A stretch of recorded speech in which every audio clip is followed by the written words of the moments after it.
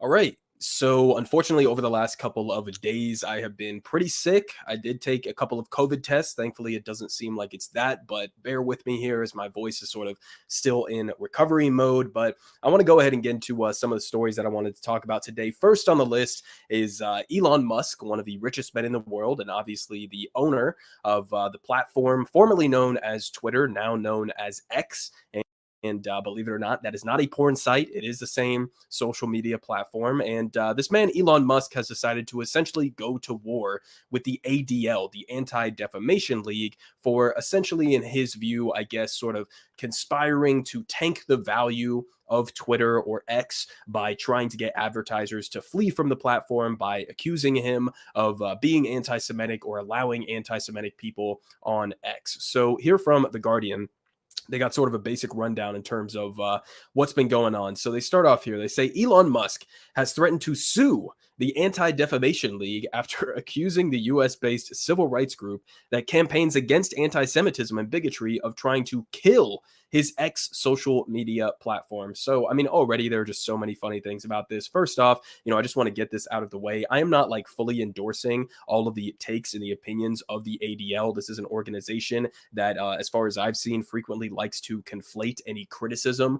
of the government of Israel or their war crimes or their human rights abuses or their ethnic cleansing or apartheid and conflate that with somehow being anti-Semitic or criticizing Jewish people. So I definitely do not endorse the ADL by any stretch of the imagination, but they do also, genuinely call out, actual bigotry and actual Nazis. And basically, I think it's hilarious that Elon Musk is trying to put forward this idea that it is solely because of the ADL, I guess, sort of going around to these advertisers or putting out public reports about extremism or Nazis being on the platform, that is solely responsible for the downfall of advertisers wanting to be on the platform instead of, I don't know, any of the actions that we've covered on this channel that Elon Musk has taken since taking over this, social media platform. So, I mean, that to me is just absolutely hilarious. I mean, how many bizarre and random and stupid moves has this man made since he took over? I mean, the premium subscription model, even though that is sort of, I guess, his attempt to move away from the advertiser model,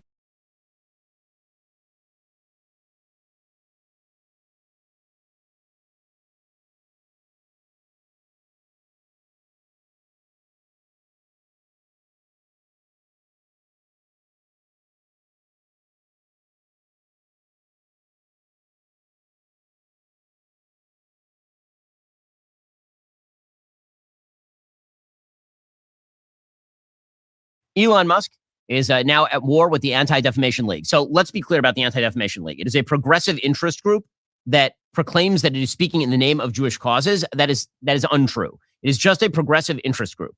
That's all. And sometimes they cross streams with actual not horrific ideas. And a lot of the time, they're targeting people on the basis of spurious nonsense or ignoring people on the basis of other spurious nonsense. Because again, they're a progressive interest group. Well, Elon Musk is now in a battle with the ADL. And he's in a battle with them because he's saying that you guys are basically trying to slur X, formerly known as Twitter, by having advertisers remove their revenue. He's right about that. A lot of these progressive interest groups are very much interested in removing advertising revenue from sources where they can't control the speech. So he posted on X saying the ADL has been, quote, trying to kill this platform by falsely accusing it and me of being anti-Semitic. If this continues, we'll have no choice but to file a defamation suit against, ironically, the Anti-Defamation League. If they lose the defamation suit, we will insist they drop the anti part of their name, since obviously. Now, is that really going to happen? It's almost impossible to win a defamation suit against a public figure. It's really, really, really rough because you have to show actual malice, which is a nearly impossible standard. With that said, is the ADL constantly speaking up on behalf of the right causes? Absolutely not. I mean, they've made excuses for some of the world's worst anti-Semites in Congress, so long as they're Democrats, because again, it is a progressive interest group.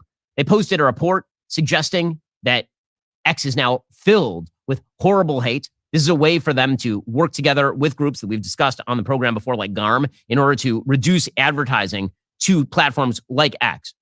Basically, abide by left-wing standards of speech or watch your advertising dollars disappear. That's what Elon Musk is sounding off about, and he happens to be correct about all of that. And it's really, really ugly, which is why it's very important that if you are an advertiser and you are looking at platforms to advertise on, you probably should be looking at freer speech platforms like Twitter, because otherwise Twitter/X is going to revert back to type. And it's going to do the same kind of crap that Facebook has done or YouTube has done in censoring material. Black Rifle coffee is what I need every single morning. My kids get me up at like 6 a.m. As after my baby has kept me up until later. And despite all the stresses of the day, I have to get up. Well, it is time for my Black Rifle coffee. Black Rifle's coffee subscription gives you nothing but the best. It's a coffee of the month club where you get premium roast from the best.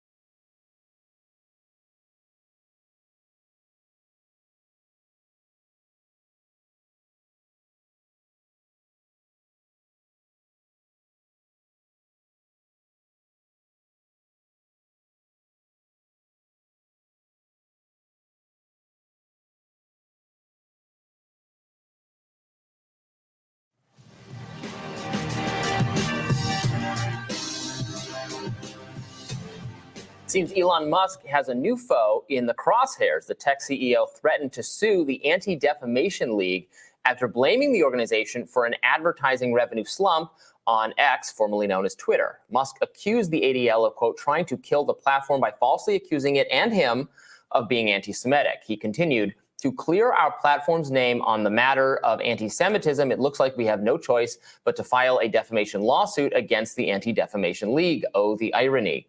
To be super clear, I'm pro-free speech, but against anti-Semitism of any kind.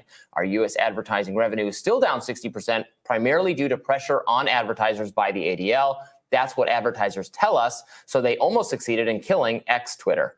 Friend of the show, Batya Ungar-Sargon, reacted to the lawsuit news, tweeting, so much for free speech. Apparently, it doesn't extend to an organization warning advertisers that Twitter is full of anti-Semites, which it is. Journalist Glenn Greenwald weighed in on the matter, writing, one of the most toxic and repellent developments over the last decade is the aggressive but cynical weaponization of various strains of bigotry accusations for cheap partisan gain, to justify censorship, one's adversaries, and to coerce compliance. Few are more guilty than the ADL.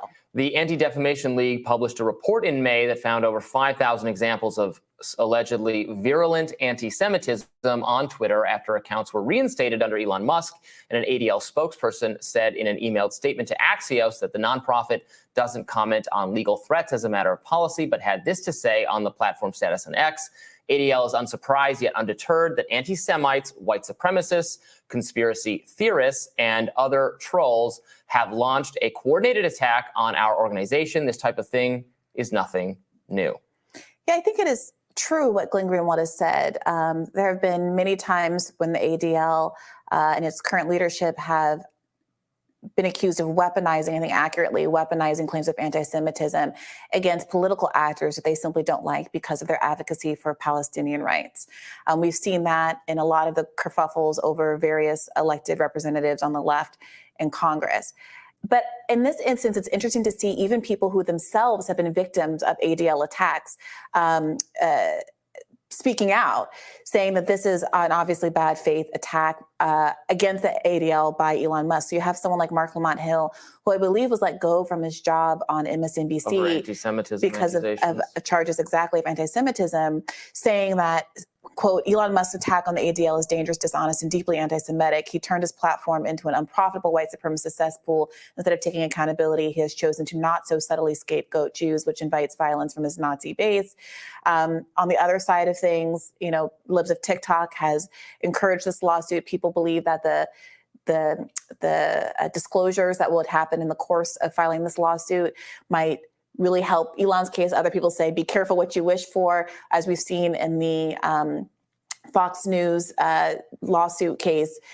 All kinds of things that are disfavorable can come out in discovery.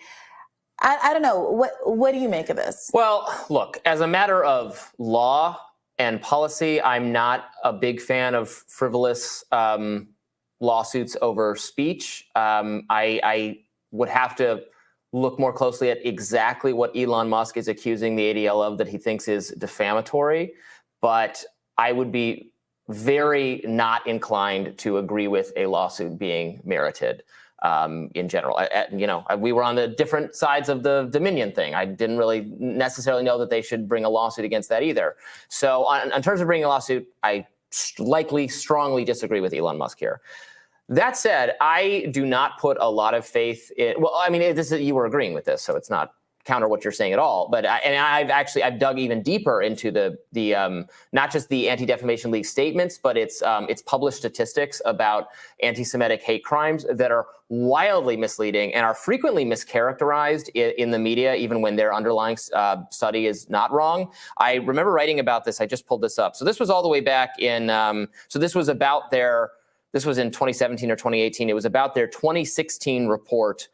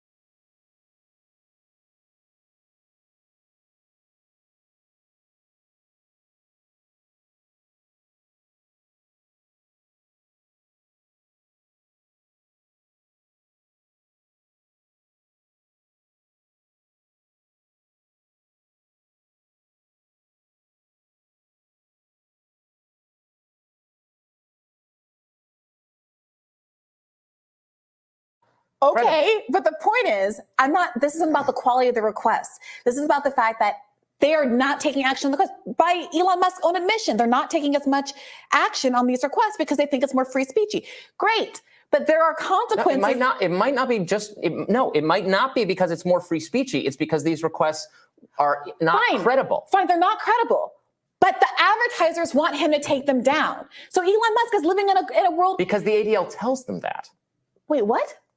The advertisers are not like tracking the tweets. The ADL is the tweet tracking organization that they rely on. No, we're saying the organization they rely on is a bad organization. There are multiple tweet tracking organizations who have reported about an increased incidence in hate crimes. For example, then I just explained to you why they're wrong. Why they have a history of exaggerating it. You've been talking about the ADL. There's been reporting of other groups that are not the ADL and not affiliated with the ADL, who have pointed to an increase in hate crimes on the app. The State Department? So these organizations, look, I'd have to look at it specifically, but these organizations do not deserve, a lot of them, obviously I have to look at specifically what the organization is, but some disinformation watchdog group that says, there's the Russian propaganda is all over the site and nothing's being done about that. That doesn't raise your eyebrows at this point? You sitting here saying, well, everybody who comes up with any information must be the deep state. How many times do they have to be discredited before we say that maybe advertisers shouldn't listen to them? I don't know. I get a little tired of waking up and seeing the N-word a million times a day on the internet. But hey, that's just my subjective view. Maybe everything's exactly the same as it always is. But Elon Musk has literally told us, that he's taking less action on things that used to be taken down. Yeah. It is perfectly fine to think that he's in the right.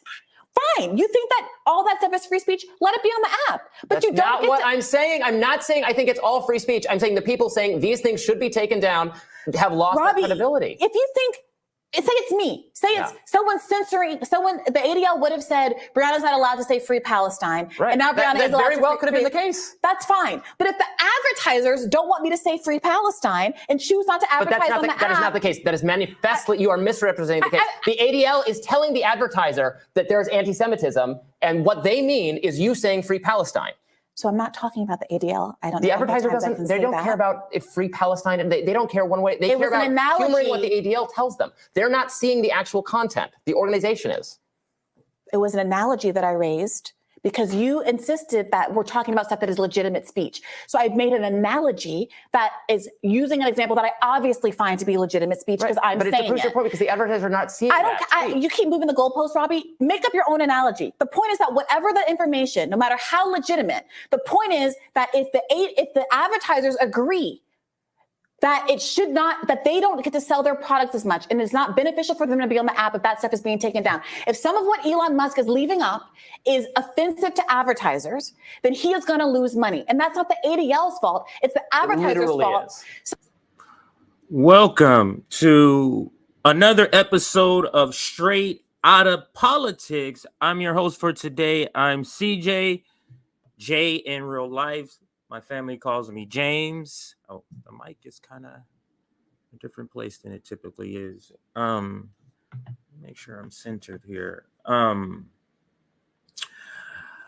Lots of interesting topics for today. We're getting right into it. The videos we played before we start the show was already on topic, talking about this issue about the ADL, along with Elon, along with social media censorship, kind of all wrapped into one. And that's what we're going to be diving into before our guest gets here. So we got about 45 minutes before our guest, Chuck Modi, arrives. And when he gets here, that's when we're going to cover the main story, which is the RICO charges in Cop City. Actually, let's put up the graphic and then talk about... Hang on a second here. Okay. I now watch myself on TV to make sure everything is going okay. Because sometimes I'm not watching the notes, the comments. But anyway, here is the graphic right here, and I'll tell you what the topics are. So just from the graphic on the right side, we have Senator Raphael Warnock, we have Stacey Abrams, and we have the late great activist that was killed protesting Cop City. He was an environmental activist, Manuel. So that's on the right side, represents the main story, Cop City's RICO charges. And then on the left is what we're going to be starting with, and that is Elon Musk, Twitter. I don't call it X. I still call it Twitter. I'm surprised that people still are starting to use X. I'm surprised, but hey, Twitter, and an interesting and a very, I would say, spot on take about the whole situation from Glenn Greenwald. And Glenn Greenwald's take covers some other topics. And one of the other topics is how the election of Donald Trump accelerated American censorship. So we'll briefly get into that. And another topic that Glenn Greenwald's video touches upon is how the Democratic Party uses advocacy groups to push reactionary policy. But first, we're going to start with the coordinated attempt to take out Twitter. And we can start here, Aaron. Actually, no, all of this is involved because I forgot I played the video in the beginning. So we've already started the segment. But the point being of the video, why I played this as an intro,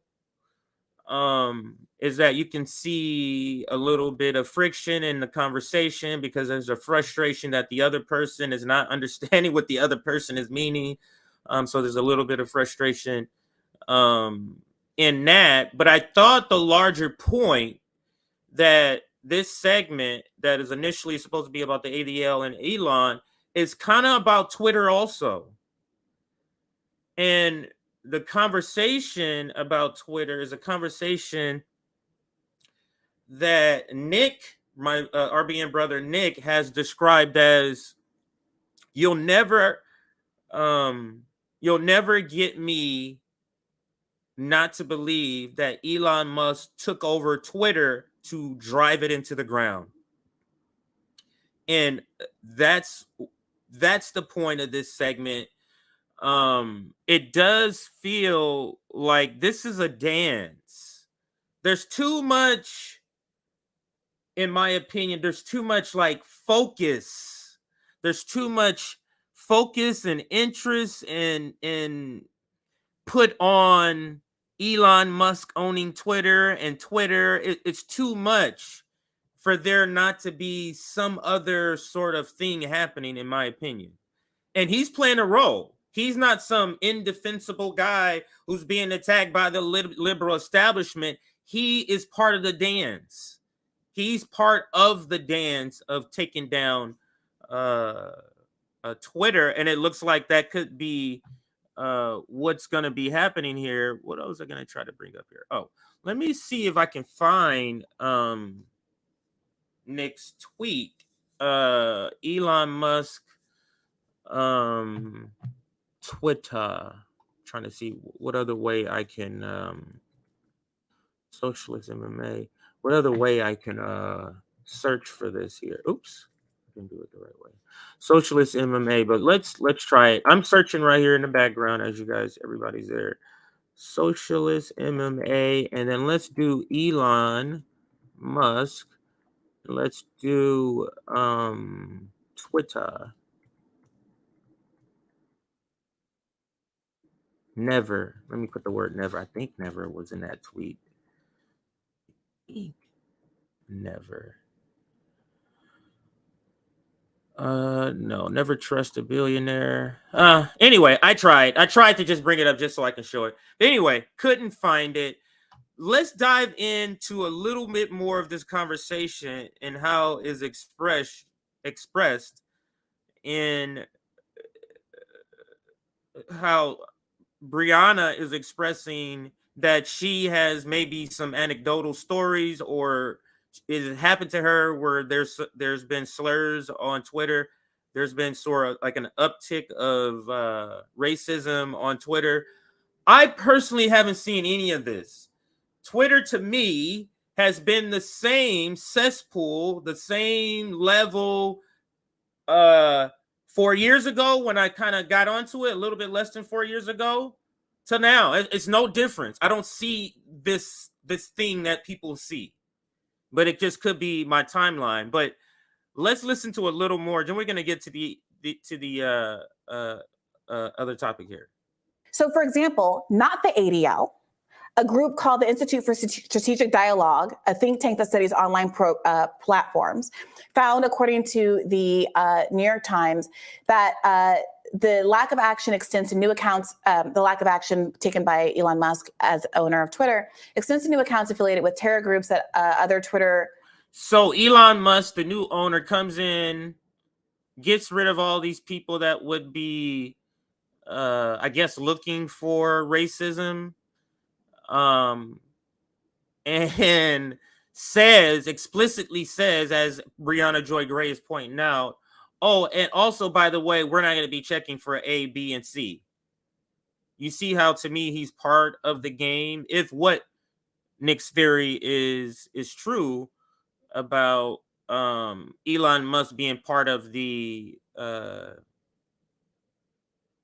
this choreographed dance to take out Twitter. And others that Twitter previously banned. In the first 12 days after Musk assumed control, 450 accounts associated with ISIS were created, up 69% from the previous 12 days, and on and on and on. We have reported on, it is not conjecture that when you go and you email. For example, what she says here, how these accounts were established, how do we know this is not in a coordinated attempt in that? What if a government agency created these accounts, or some CIA-aligned agency created these accounts in order to participate in the dance that we're seeing here of this battle between liberal media and the liberal establishment and evil Elon? It's too Hollywood-like. It's so Hollywood-like, I should say. A little bit more, and then I want to get on to the Glenn Greenwald issues with Twitter video. now. You get a bounce back often of a poop emoji because so many people who used to be responding to those kind of requests were fired. That is the, belief. They have, and they're just going to have to deal with this. Twitter also has had very obvious public relations issues. In April, they mistakenly gave a gold check mark, which is supposed to signify a paying advertiser, to the @Disney Junior UK account, which Disney doesn't own. That account posted racial slurs, leading Disney officials to demand from Twitter an explanation and assurances that it wouldn't happen again. This is all reporting from 2 different articles in the New York Times about this. So we don't really have to speculate. There have been own goals repeatedly executed by Elon Musk himself, choosing to allow Kanye West to come back to the app. Frankly, a move that I kind of supported because I thought that banning him was not in line with his own stated Twitter policies, is going to have an effect on advertisers, because we have been talking on and on about this.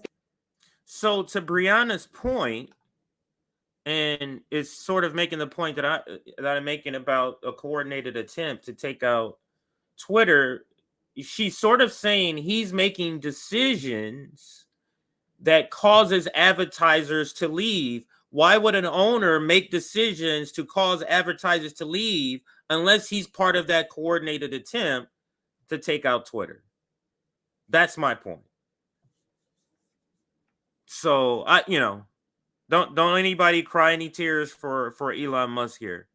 In my opinion, this is the Washington Generals and the Harlem Globetrotters just doing a dance.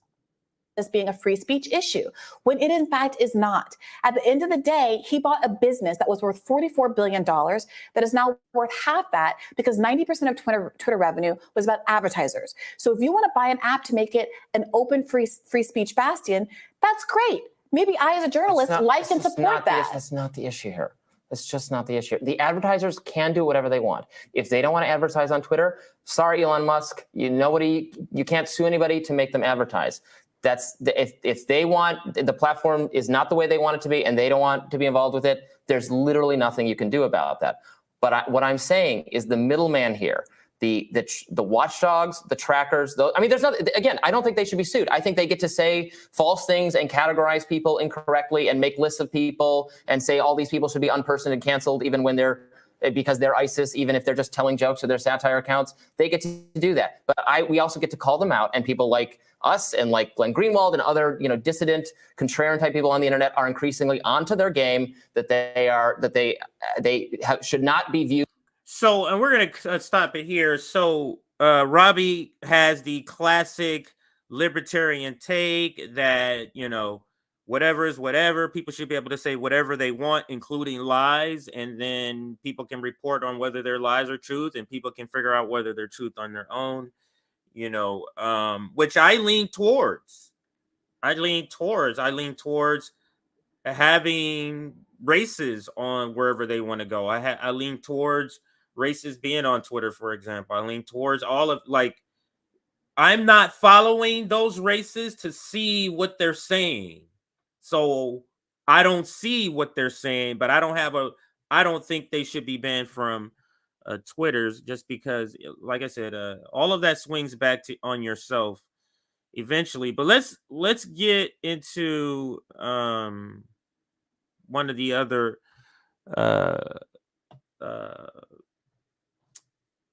connected topics, I should say, because all of these are connected. They're out of the same story that we're going to be covering now, and it's one of the episodes. Is this it right here? Is it been playing? Oops, let me pause it. One of the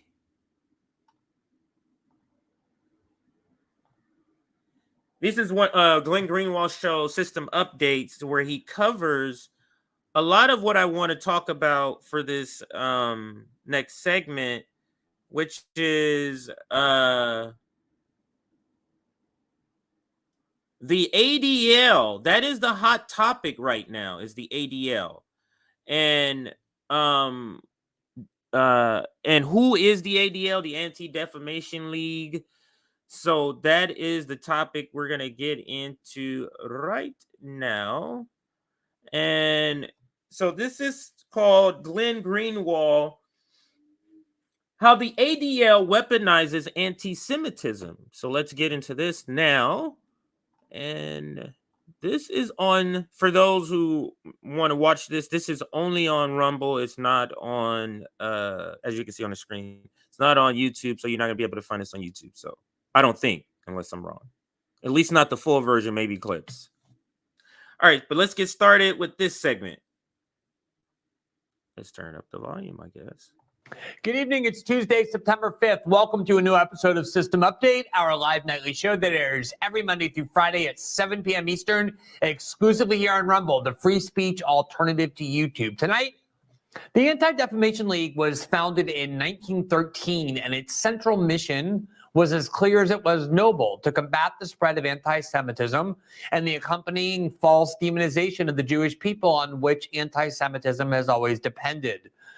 Over the last century, the ADL has built a reputation as a credible and serious group that both fought against one of humanity's longest and most toxic bigotries, while also steadfastly defending core civil liberties, and in particular, the virtues of free speech. But like so many institutions of authority in the United States after 2016, which entailed the dual traumas of the UK's departure from the EU and then the far more traumatic defeat still of Hillary Clinton by Donald Trump, the ADL has now radically transformed into something much, much different. Indeed, in many ways, it has become an utterly fraudulent organization. Its work now has very little to do with combating anti-Semitism. That's just the marketing costume or the pretext it uses to wield power. The real mission of the ADL could not be clearer. It's to advance the interests of the Democratic Party, to ensure the empowerment of Democratic Party leaders, and to protect and preserve the dominant ideology that the establishment wings of both political parties are devoted to, in particular to protect the status quo ideology from meaningful dissent and populist anger. The ADL is in the news this week because it all but demanded the power to dictate to X, formerly known as Twitter, and to its owner Elon Musk what political views can and cannot be heard on the platform.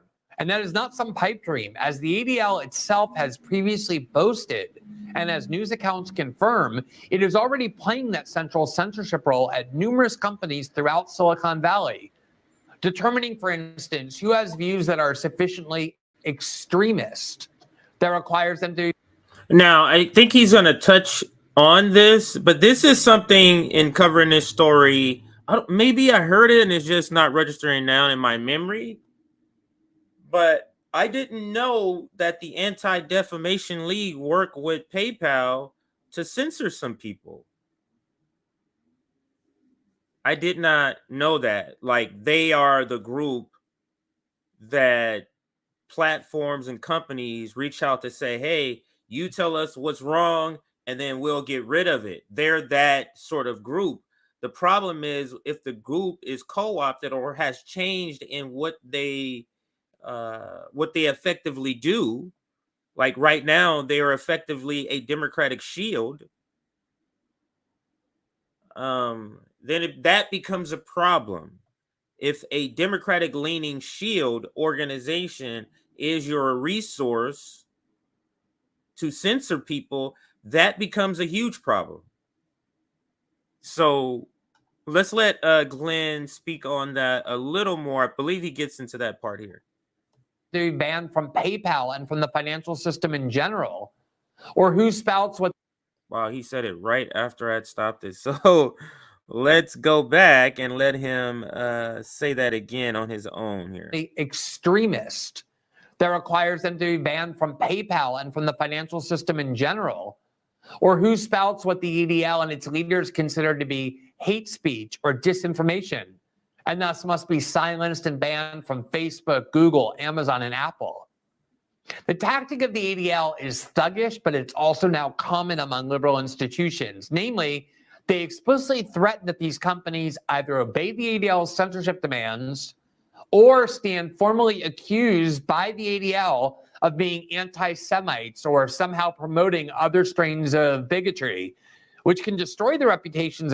So you see how it works in tandem? So the Democratic Party says, hey, that's a target. They go over and say, yes, this is anti-Semitic. You take it off or you're going to be considered this. And you see how they work in tandem with the Democratic Party. And the ADL is not the only group. I mean, there's literally buckets and buckets of groups that can fall into this category that works with the Democratic Party in particular and works in this sort of way.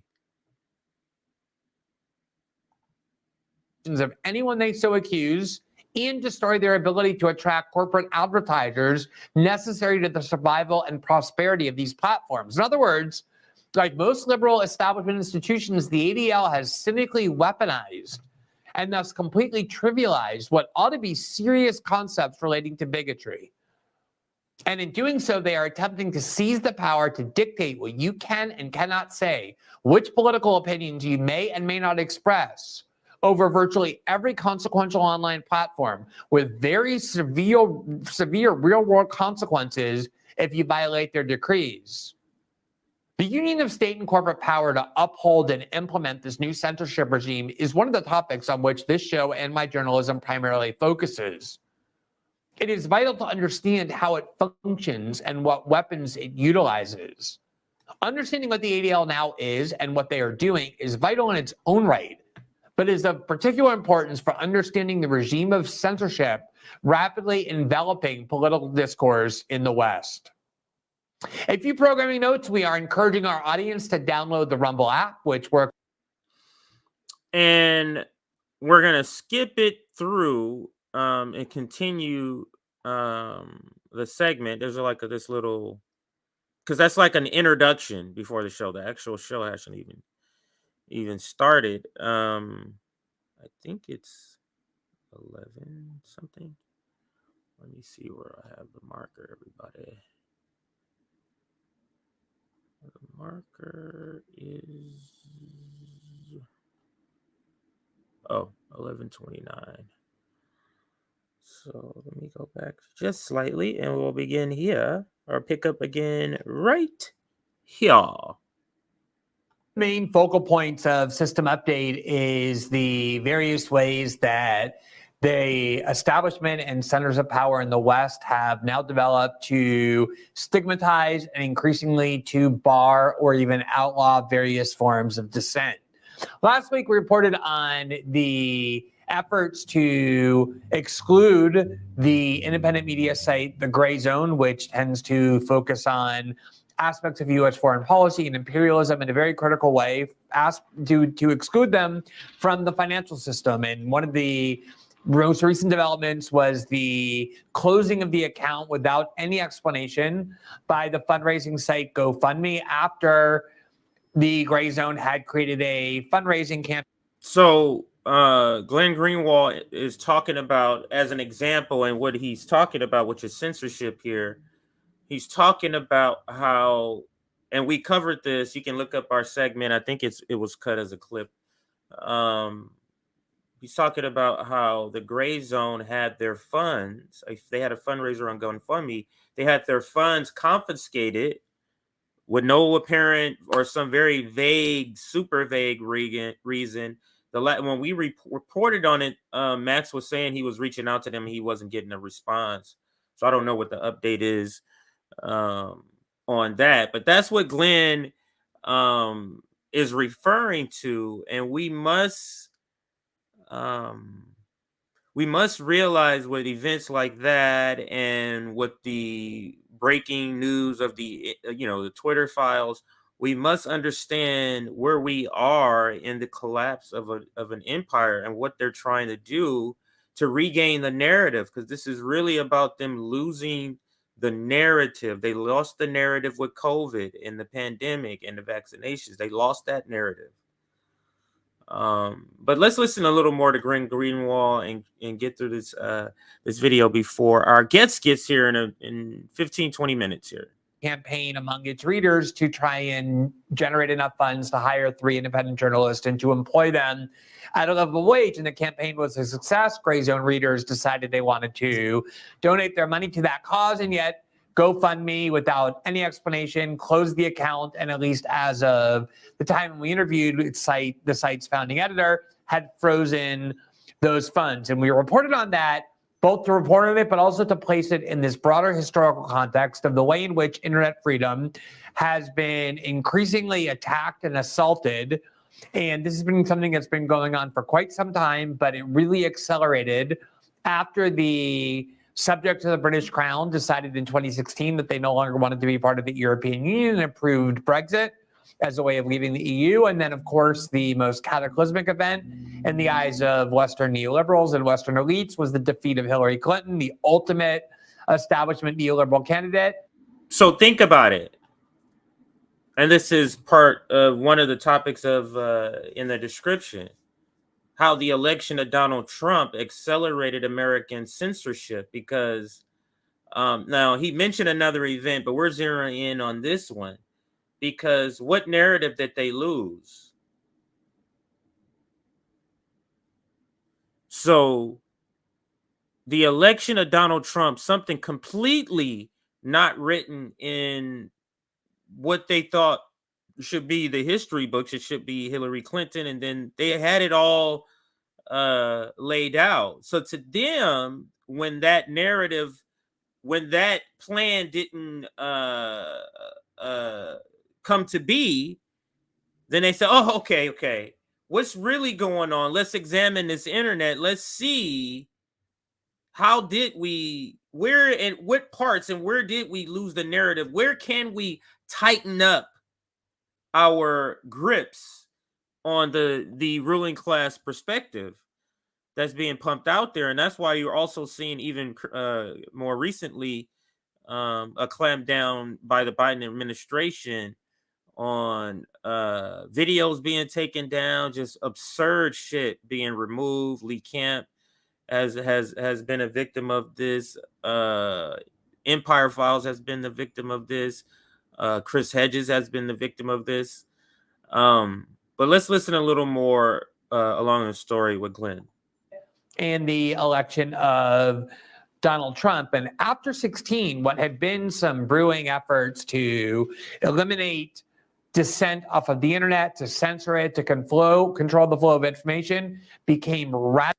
So up until then, up until the election of Donald Trump, there was talk. There's a famous, I don't know if it was then, if it was Obama's, his line about the internet is kind of a problem for democracy, because in their eyes of what a democracy. So there had already been rumblings that, yeah, this internet thing, the ability for people to talk to each other directly without us being an intermediator to translate what one person says into what we want other people to know.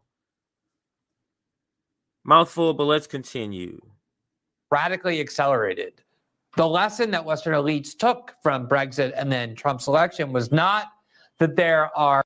The reason I'm not speaking on Brexit, because he's saying these are the two things that accelerated censorship. He's speaking more broadly internationally with Brexit.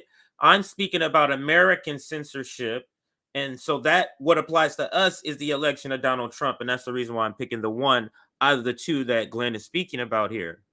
Are radical flaws in the policies of Western institutions of power. There was no self-reflection, let alone willingness to accept blame at all for any of those events. Instead, it was that essentially people had become too free. People became too free to express their opinions, to circulate information that deviated from establishment decrees, and that therefore the only solution was a crackdown, which is often what happens when establishment power centers begin to perceive that power is slipping out of their hands. That was basically a fulfillment of the promise of the internet, that they would no longer be able to control what people think using their centralized means of corporate and state control, that instead the internet would diffuse power and disperse it. And that's exactly what began to happen. And because of Brexit and Trump's election in particular, they began to perceive that had become an existential threat to their own power. And after the 2016 election, that was when the various weapons. So you see, and you can see it now, you still see sort of intertwining or intersecting topics that we're talking about here, where you see this feverish sort of attempt to keep Donald Trump out of office. So they have to clamp down on the narrative. They have to clamp down on this freely speaking about anything in any kind of way, any subject matter. Because the election of Trump is proof to them that they lost the narrative. They lost the ability to control the narrative. Of dissent suppression and censorship began really to emerge and to be developed and then aggressively implemented. An exclusion of the dissidents from the financial services is one increasingly aggressive tactic that they are using. Obviously, working in collaboration with big tech is something that Western governments and the American government in particular are doing to ensure that dissent from their policy views, such as the war in Ukraine, or their pronouncements, such as those about the COVID pandemic or the 2020 election, simply aren't allowed to be heard on the internet.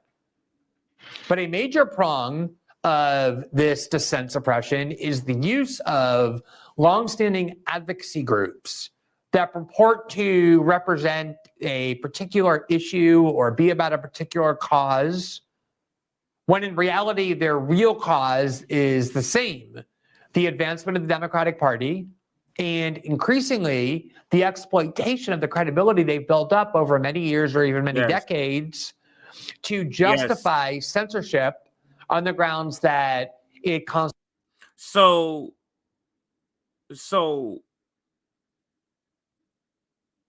this is such a classic move. They did something like this to the BLM movement, a genuine grassroots or some genuinely good organization that is co-opted in that sort of trust that that organization or person or whoever it is has built up is exploited by the Democratic Party. The BLM is one of them. This is another one that Glenn is speaking on here. Just no shame, no shame. Constitutes hate speech or disinformation within their particular field of expertise. And you have all kinds of groups in Washington that illustrate how that's done. You have LGBT groups like the Human Rights Campaign, extremely well-funded corporate group that pretends to be about the rights of gay men and lesbians and bisexuals and transgender people and the rest, but in reality is nothing more than a tawdry Democratic Party group exploiting that cause to advance the Democratic Party's interest. You have women's groups or pro-choice groups like Planned Parenthood that do the same. It was Bernie Sanders in 2016, in fact, who accused. Planned Parenthood is another one of these organizations that we're talking about earlier. These organizations where they're advocacy groups that have been co-opted or partnered or decided to partner with the corrupt Democratic Party. Planned Parenthood is one of them. What was that? Is the Me Too movement, I guess, could be considered another one, or was that always bad from the beginning? I'm trying to think of another one. It's on the tip of my tongue, but let's listen to Glenn a little more. Let me see if I can if it comes to mind. Both Human Rights Campaign and Planned Parenthood as being basically fraudulent organizations that pretend to be about these issues, but in reality are just there to serve the Democratic Party establishment. And the group that probably exemplifies the corruption of their longstanding cause in servitude, not only the Democratic Party empowerment, but especially now censorship of any views that can be incriminating of Democratic Party politicians or that threaten to subvert the establishment order, is the Anti-Defamation League, or the ADL, which among all these groups probably has more of a storied history and therefore built up more credibility over the years. It was founded more than 100 years ago in 1913. It was at the time created by B'nai B'rith, the well-known and widely respected Jewish group that had an explicit mission of protecting the Jewish people from persecution. And the ADL was an arm of that movement to combat anti-Semitism, to document it, and to fight against it. And the ADL over the years has expanded their mission to things like civil liberties and civil rights. During the McCarthy era, for example, The ADL took a very strong stance. So he's going to a little bit of the history, and I want to now insert. I did a little crazy little hand move. I want to insert here. Why are we all talking about these topics? He briefly mentioned about Elon Musk, but let's listen to how corporate media is talking about this. This is all about because Elon Musk. This is the ADL has now become this sort of viral topic in the last day or two because Elon Musk put out a tweet about him suing them. And I mean, it's mentioned in earlier, but let's listen to CNN talk about this here. And our tech lead, Elon Musk, says he's threatening to sue the Anti-Defamation League for lost revenue at X, the website formerly known as Twitter. Musk claims, without any evidence that we've seen, that the ADL statements about rising hate speech on the platform are the reason why there has been a 60% decrease in advertising on X. The ADL and other organizations have noted the increase in hate speech on the platform since Musk took over and removed much of the content moderation. A spokesman for the ADL responded to Musk's threat, quote, "The ADL is unsurprised yet undeterred that anti-Semites, white supremacists, conspiracy theorists, and other trolls have launched a coordinated attack on our organization. This type of thing is nothing new," unquote. This is not the first time Musk has threatened to take legal action against his opponents and critics. Last month, he sued the Center for Countering Digital Hate, a nonprofit group whose research found that hate speech on X has risen dramatically under Musk's ownership. Kara Swisher, the host of the podcast On with Kara Swisher, among others, joins me now. Kara, thanks so much for being here. So Elon Musk later said, quote, "To be super clear, I'm pro-free speech, but against anti-Semitism of any kind." Never really a good sign when you have to clarify to people that you're against anti-Semitism. Right, no. But it's just empirically true, and this is part of his free speech position. When you take this, what he calls a purist free speech position, although it's not real, he blocks free speech he doesn't like. Yes. But he allows anti-Semitism to flourish. I mean, we've all seen it. Right. Well, he's the First Amendment is a Swiss Army knife. Whatever it suits him, he'll Right. do it in a way. He'll either block people or cut people off or sue people or say he's for free speech. It's sort of, it's his cloak that is everybody can see through. It's transparent. And so, it's threatening to groups like ADL or a lot of these academic groups. I used to talk to all of them, and they're very nervous to talk because or do reports. It has a chilling effect on these people because they're going to be subject to a lawsuit by the world's richest man. Who the reason you see, and this is these topics are all intertwined. I don't know how you're going to separate these clips, Aaron, because here we're back at talking about X and the destruction of X, a coordinated attempt to take out Twitter, in my opinion. Now listen to some of the ridiculous shit she says here, outrageous shit to me. Advertising is down is because it's a worse platform. That's it. And so, his tactic is, and I hate to say it, blame the Jews. That's what he's doing right here. And his tactic is blame the Jews. That's what they're really saying here. Blame the Jews. That's what he's doing right here. That's what I mean. This seems to be very overblown. Let's listen again. And I hate to say it, it's blame the Jews. That's what he's doing right here. And so that's why everybody's sort of incensed about what he's doing. His tweets are very carefully calibrated to sort of dog whistle to a lot of people and at the same time go, but I'm not an anti-Semite. Right. But he no one called him that. This is such a this gives me the feel of if you watch Hunger Games, the talk show host or the game show host, the one on the stage at the award ceremony, I can't remember what it was, but it where he was over the top. This seems over the top.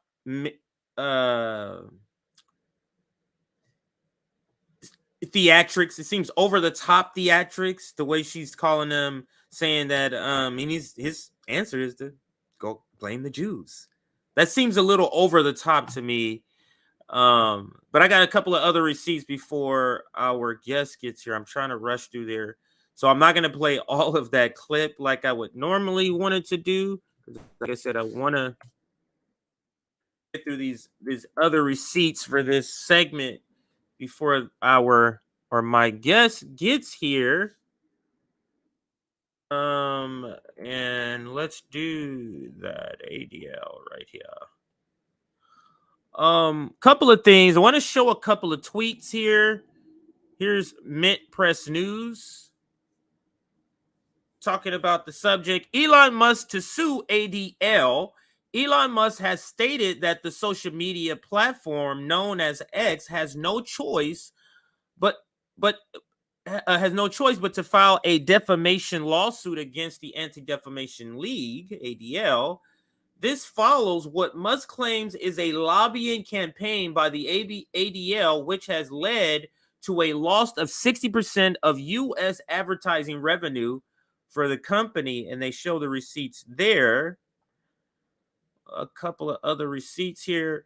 And I'm going to show this headline a little closer, but here's a couple of things about the ADL. Here's an article from LA Times. It says new details of extensive ADL spy operation emerges. I'm going to bring up that headline. This headline too about the PayPal story. PayPal partners with Anti-Defamation League to disrupt financing. I'll bring it up in a second. And then there's a couple of other tweets I want to show. Here is Max Blumenthal talking about the ADL. Let's see if we can glean what he feels about the ADL from his tweets. American Jews are poorly served by a malign lobby which acts in our name while embedding itself in Silicon Valley to suppress free speech, and which cynically defames U.S. critics of a foreign apartheid state. In the interest of reducing anti-Semitism, the ADL should be dissolved. And Max Blumenthal, I should note, is Jewish. And that is what he's saying about here. So let me go to another receipts before I get to those headlines. Yeah.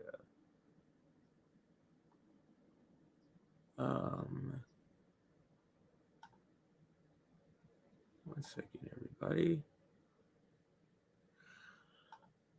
I have a bunch of clips up that I need up for the next segment. All right, so I guess we can go to Glenn's tweets since we use a lot of his video here. So right here, Glenn says, and he's basing it off of this, or actually, let me just read this first. Here's a pro-Biden account recalling, now this account right here is a pro-Biden account, recalling that CNN's primetime host, Caitlin Collins, went on national TV a few years ago and said everything about George Soros that ADL and Dems now insists is anti-Semitic. Of course, that BS. But if CNN believes that, how do they justify this? So that's interesting. Let me play this. I haven't. I saved it because of based off of the tweet, but I haven't actually listened to it. It's about 45 seconds.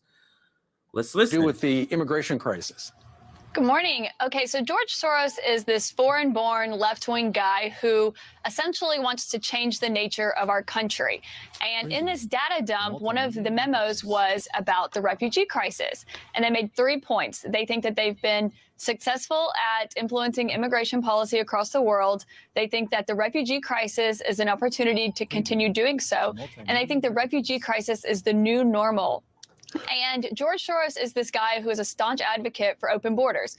He wants people to be able to go wherever they want, whenever they want, for whatever reason. And for him, he sees this immigration policy, this crisis, as a vehicle to further his immigration agenda. Do with the immigration crisis. Wow. Good morning. Okay. Wow, that's Caitlin Collins. Wow, that is very, very, very interesting to hear that from her. Nothing goes away. A couple of more tweets on this topic here, ADL. Another one from Glenn. The ADL is a highly publicized group that they're now playing a central role in controlling the censorship framework makes that more true than ever. Every group and cause has bigoted elements, but it's unethical to exploit anti-Semitism to play to play ADL off limits from critique. And this is David French. Let's not pretend that what's happening here is some sort of thoughtful ideological critique of ADL. There's a tsunami of raw, unfiltered anti-Semitism on this platform. Decent people, right and left, should respond accordingly. There are competitors to this site. I don't know what this. It feels to me like a very and I see my guest is here. Feels to me like a very Twilight Zone moment, and maybe I'll bring my guest in because I'm sure he has some thoughts on this too, about the Anti-Defamation League. Chuck Modi is also Jewish, so I'm interested to get his perspective on this as I'm closing out this segment. But it's interesting to get his perspective before we get into the cop city stuff here, but to go back to this tweet, and where was I here? To go back to this tweet here, and I'm gonna ask Chuck. I'm gonna ask you this question also. I am not seeing all of these changes in Twitter that people are saying. Like I don't see that. To me, Twitter is the same it was when I started using it 4 years ago as it is I'm using it today. I haven't seen an uptick. I don't see racism. I don't see the N-word. I don't see all of these things that is being referred to in this conversation. But Chuck, you're all set to go. Thumbs up, sir, if you're ready to go. You're all set. Okay. All right. So Chuck is all set to go. Let me bring in friend of the show, I would say just friend in general, and great advocate. You always see his videos. Like his videos are the most introspective, the most detailed when he's reporting whatever he's reporting on. So what he's reporting on is not important, but like not the point that I'm making. It is important, but not what the point that I'm making is like he goes in depth. Like the interviews are more in depth, and that's what I like about a lot of his reporting. We're actually going to play a couple of his videos in the next segment with Cop City, but this is journalists, and I don't know how he's a sports journalist since I only talk to you about politics, but he actually is a sports journalist and activist. This is Chuck Modi. Chuck Modi, welcome to the show, sir. Welcome back. How you doing, sir? Man, I'm doing great. CJ, great to be here as always. Yes, and happy to have you back. And you got here right at the tail end of a story I was covering before the Cop City segment, and that is sort of the viral story that's going on with ADL, the Anti-Defamation League, and it was precipitated with a tweet by Elon Musk saying something that he's going to sue Anti-Defamation League based on Twitter's 60% revenue decline, based on ad revenue decline. And he's saying it's because of defamation from the Anti-Defamation League. I think I summed it up quite perfectly. Have you heard about the story? And if you have, give us your thoughts on what's going on and also your opinion on the ADL. Yeah, there are these times where you're a little bit in a bind. And what I mean by that in a bind is that in this story, some of the critiques that are made of the ADL are correct, but have to be framed correctly. I am no friend of Elon Musk. I'm going to tell you that right away. No friend of him. And a lot of people behind the ban the ADL hashtag, we have to be clear. They're neo-Nazis, they're white supremacists, and we have to name that. We have to call that out. And obviously, I'm against all forms of white supremacy. I'm against those individuals. I will fight those individuals in the street. So I don't want to miss anyone to confuse anything. Sometimes people are for something for the wrong reasons. And sometimes I was just going to say that, for the right reasons. And so before I get into the ADL, let me give you an example. I'm anti-war, and I find myself, there are these far right-wing white supremacists who claim they're anti-war, and it seems like we're aligned, but we're not really aligned. See, I'm anti-war because I don't really want to bomb anyone. They say they're anti-war. They may want to pull money from Ukraine, but then start some stuff with China and bomb some Muslims instead. That's not the same thing. And I think we have to name those things and dig through those things when we have our critiques. So you have the white supremacist crowd, and you have Elon Musk going after the ADL, and ADL sometimes does go after white supremacists. They do that, but they're an overall net negative to civil rights. They're an enemy to civil rights. And I have to be clear about that, because we hear about speech suppression when it happens to the right wing. We hear because the right wing makes a lot of noise for themselves. The white supremacists make a lot of noise for themselves.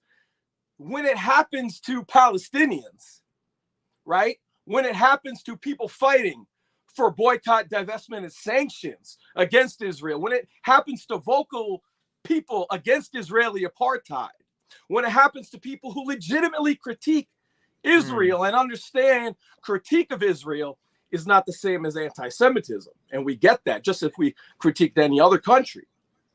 Well, those people have been banned. Those people have been put aside. Those people's speech have been marginalized. Those individuals have actually had laws against them, anti-BDS laws a few years ago, without a peep, without a sound. And the ADL is a big part of those laws, how they define anti-Semitism. So even when they say there are so many new cases of anti-Semitism, well, how are you defining it? Because I know when there's a Pittsburgh synagogue shooting, we all need to get behind that. And that was white supremacy who did that. Right. But after the Pittsburgh synagogue shooting, we saw anti-BDS laws, pro-Israel laws, as a result by people who hijacked the white supremacy that killed the Jews and turned it into more oppression against Palestinians. And the ADL has often been behind that. They've been very pro-police, part of the deadly exchange where police officers here train in Israel so that they could oppress particularly black and brown folk here as they do Palestinians in Gaza. This is not a theoretical exercise, right? There's a direct link to that oppression. And that link is what I just named, part of that deadly exchange, but it is also the suppression of speech by defining anti-Semitism in such a way that conflates critique of Israel. So I have a ton of complaints of ADL, though that has nothing to do with the white supremacists. That was a lot to break down, and I'm going to attempt to do so. One of your first points that we can have a critique of the ADL, and a group that we despise can also have a critique of the same group for a different reason, and we must make sure that people on the outside looking in understand I'm here for the fight from a different path. I came from a different route than those people here for this same fight. They came from a different place, and it is important to understand where people come from for this fight so that you understand. I mean, that's very important to understand. That's exactly right. And I want to reiterate that point, because I think it's a point that we sometimes skip over in articulating. We sometimes skip over, and by skipping over whether it's anti-war or whether it's against the ADL, by skipping over it, it is not educating people on the difference. And that difference is a critical difference. Yes. And I'm trying to formulate this question here. Because it feels like there are, because for example, at the beginning of the show I played a couple of intro videos. Ben Shapiro, for example. Now he's conservative. Yeah, I played that video to give different perspectives, and I played a progressive guy, the politics guy, I think his name is, where both of them are talking against the ADL. So I kind of showed that difference where the conservative, but they are coming saying that the ADL, Ben Shapiro, for example, circles those conservative leaning and then even far right to racist sort of groups. They hate the ADL for a different reason. Can you speak on that? Now, why do those groups hate the ADL? A lot of those groups hate the ADL because the ADL is very powerful. And they do, within their scope, go after white supremacists. They do that. And when I say white supremacists, I read Twitter. A lot of these people are anti-Semitic. They are coming from anti-Semitic. They're openly white supremacists. This is not like being hidden, right? So when I see this anti-Semitism and you're coming from that direction, I have to call it out, okay? But it doesn't mean that the critique of ADL as having an incredible amount of influence, like we say AIPAC, or like we say Christians United for Israel. People don't know how powerful they are, and they're Christians, right? We can't say that that's necessarily anti-Semitic, though we could look at who's saying it, and I could be like, okay, that group is anti-Semitic because I've seen all their tweets, right? They are. Right. But then somebody else may have a similar from the outside critique that's not anti-Semitic. That is simply a critique because you want Palestinians to be able to live free, to have liberation, right? And you have to have these critiques. So they get conflated. And even I tweeted and I retracted a tweet. Sometimes I do that because I might have tweeted and it might have been misinterpreted in a way that I didn't want. I was a little messy. I was a little loose. And if somebody tells me my tweet is being interpreted in a different way and I feel that it's wrongly interpreted, then I will delete it and try to make my language more specific because I never want. It was about this topic? It was about this topic? Okay. Go ahead. What was that tweet? What was it? Go ahead. I was making some of this differentiation above one of somebody whose critique was kind of right, but they weren't coming from the right place. And I didn't want to lend support, so I deleted the tweet and then really had a clarification. I do this now and then. My tweet, all of us have made tweets that are a little messy in our haste. Yeah. And the wrong people jump on. And when the wrong people jump on, I want to be clear that, no, I wasn't speaking to you. I'm speaking to my Palestinian brothers and sisters who are catching hell, who are getting bombed, and this is that. So I think we have to name that, and then I could give my little more nuanced critique of the ADL. But let me just say this. I've been more specific lately because, and I think this goes to our anti-war discussion we always have. You know, I'll do a tweet, oh my God, even MTG agrees with this, and this liberal doesn't. We've all done that, right? And why do we do that? We do that because we want to clown the Democrats so badly. Like, we want to clown them. And in a haste to clown how bad and pathetic Democrats are or Biden is, I might do that. But I don't do that anymore. I'm going to tell you why. It's not true. It's because it's just not true. I want to be factually correct. MTG is not anti-war. She is not in any way. She may want to pull money out of Ukraine and start some shit with China, but she ain't anti-war. Tulsi Gabbard may want to pull shit out of Ukraine and bomb some Muslims and Palestinians, but she ain't anti-war. And I think it's important to name that. That's all I'm saying. It feels, I'm going to be honest with you. It feels like, Chuck, you're talking about two different subjects at the same time. So I don't know if you're taking the opportunity to also address the anti-war rally, but it feels like that's what you're talking about also. So because I saw a comment. So why don't you tell people how you came down on the side of the anti-war rally? We're talking about the rally that was put on in conjunction with the Libertarian Party, I believe, the People's Party. Are you talking about the Rage Against the War Machine rally? Yeah, that's it. I was trying to think of the name, and so I was naming people to see if you can. So the Rage Against the War Machine rally, it feels like some of what examples you're using, I should say, it's a better way of saying it. Yeah. The examples you're using are reflecting the Rage Against. I saw somebody's comment in the comments. It's reflecting the Rage Against the War Machine rally.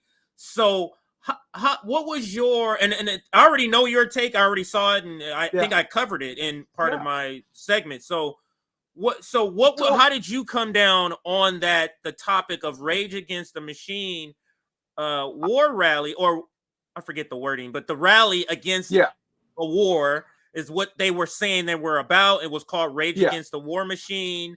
There were some libertarian groups. Yes. I forget the name of the libertarian groups. I'll let you tell the story, but sure. How did you come down on that? And if you want to fill in the story a little more. That was a big left divider, right? That was a big left divider. And I cover every anti-war rally in DC. I've been doing this for like 10 years, right? I cover them all. And I decided to sit out that one. Now, I didn't publicly say to someone, I had good friends who've been in the anti-war fight in the streets for years who went, and on some level I get it. And here's why. Because if you've been in the street for years and you see the same 100 people for years, you get desperate, man. You come home like, yo, we're bombing everyone. Brown people all around the world, or no one could come out. You get desperate and you see it's not working. You're like, all right, so you ever see Jim Carrey? So you're saying there's a chance. If I connect with these people, there's a chance. And you get desperate. And I think some of the really hardcore anti-war people, I think they fell to that because I feel that. So I get it. I'm not going to criticize my friends who went there, those who've been putting in the work. All I can tell you is why I wouldn't. And there were two main arguments against it. One was, all right, how can you stand next to XYZ speaker? And I think that argument dominated 95% of all discussion, right? 95%. And I'm going to skip that discussion because wherever someone lands, they've landed. They've made their opinion. But I think 5% of this. Go ahead. One second, just to clarify. So you're setting aside those who were against it simply based on a specific person being there. Is that what you're saying? Yeah, I'm setting aside for our argument purposes because I don't want to rehash that. We could spend an hour on that, and I feel like people have taken their sides, and I think there's some good articulated positions. But when I went and I saw Jimmy Dore, he was arguing for that. Other people arguing against it. When I saw Max, who I see at anti-war rallies for years, fighting against Venezuela, and doing great work, and I saw him, and I just simply disagreed with some of his analysis. And here's where I disagreed. And I believe they know this. Your keynote speaker, your lead speaker was Tulsi Gabbard. It's not about standing next to Tulsi Gabbard. It's not about some of her white or right-wing views, which are, legitimate points of debate. It's that she's not anti-war. Like, you're having an anti-war rally that's not anti-war. So if Biden said, I'm anti-war, or he said, I'm for Medicare for all, on occasion he's like played around with his language, I'm not going to put him up at a Medicare for all rally. I'm going to say that rally has a problem. Your lead speaker is Biden. He's not for Medicare for all. I have a problem with that. And I think everyone would understand that. Now with Tulsi, the first time I ever heard Tulsi speak, oh my God, she spoke about her. She was talking about the coups in Latin America. When she could nail a point, I mean, she nails it. I'm pumping my fist. Yes. Oh my God, how is she saying this? A politician, she's nailing it. And you have a visceral reaction. And why do you have a visceral reaction? Because the anti-war crowd has not had a morsel in 20 years, and she's giving you a fat steak and you want it and you eat it up and you're like, great. But guess what? Then you check under the hood.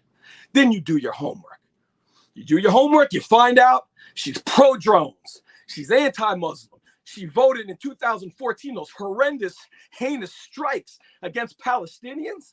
She voted for it. When the Barbara Lee Amendment came up to get rid of the amendment to go through Congress, it actually just passed this past year after 20 years.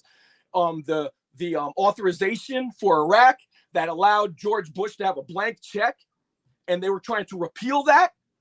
Tulsi Gabbard voted against it. She's for drones. She's for torture. Her record is a pro-war record. However, she's really good on against coups, and she's really good on talking about Ukraine. Well, why? Let's look under the hood. Well, let me use those resources in other places, CJ. In other places, she wants to bomb that makes her not CJ. anti-war. And I had the same critique. I had the same critique of this rally. I think I ended up different at the bottom line part. Like we have a different take on the bottom line part. Sure. But I had the same critique of, like, to me, Tulsi Gabbard she should not have been included as a rage against the war machine rally. If it was a rage against Ukraine, maybe would that have made you feel different about this? If it was rage against Ukraine war, would have made you feel different about any of this point that you're making of how she's not really anti-war, she's just against the Ukraine war? So if you can address that. And then also some of the pushback I've heard, it wasn't my pushback, but I've heard pushback because people told it to me, is that if you are anti-war and let's say there's 10 wars, you're against all 10. But then there's a group of people that's not against all 10, but they're against 1 or 2.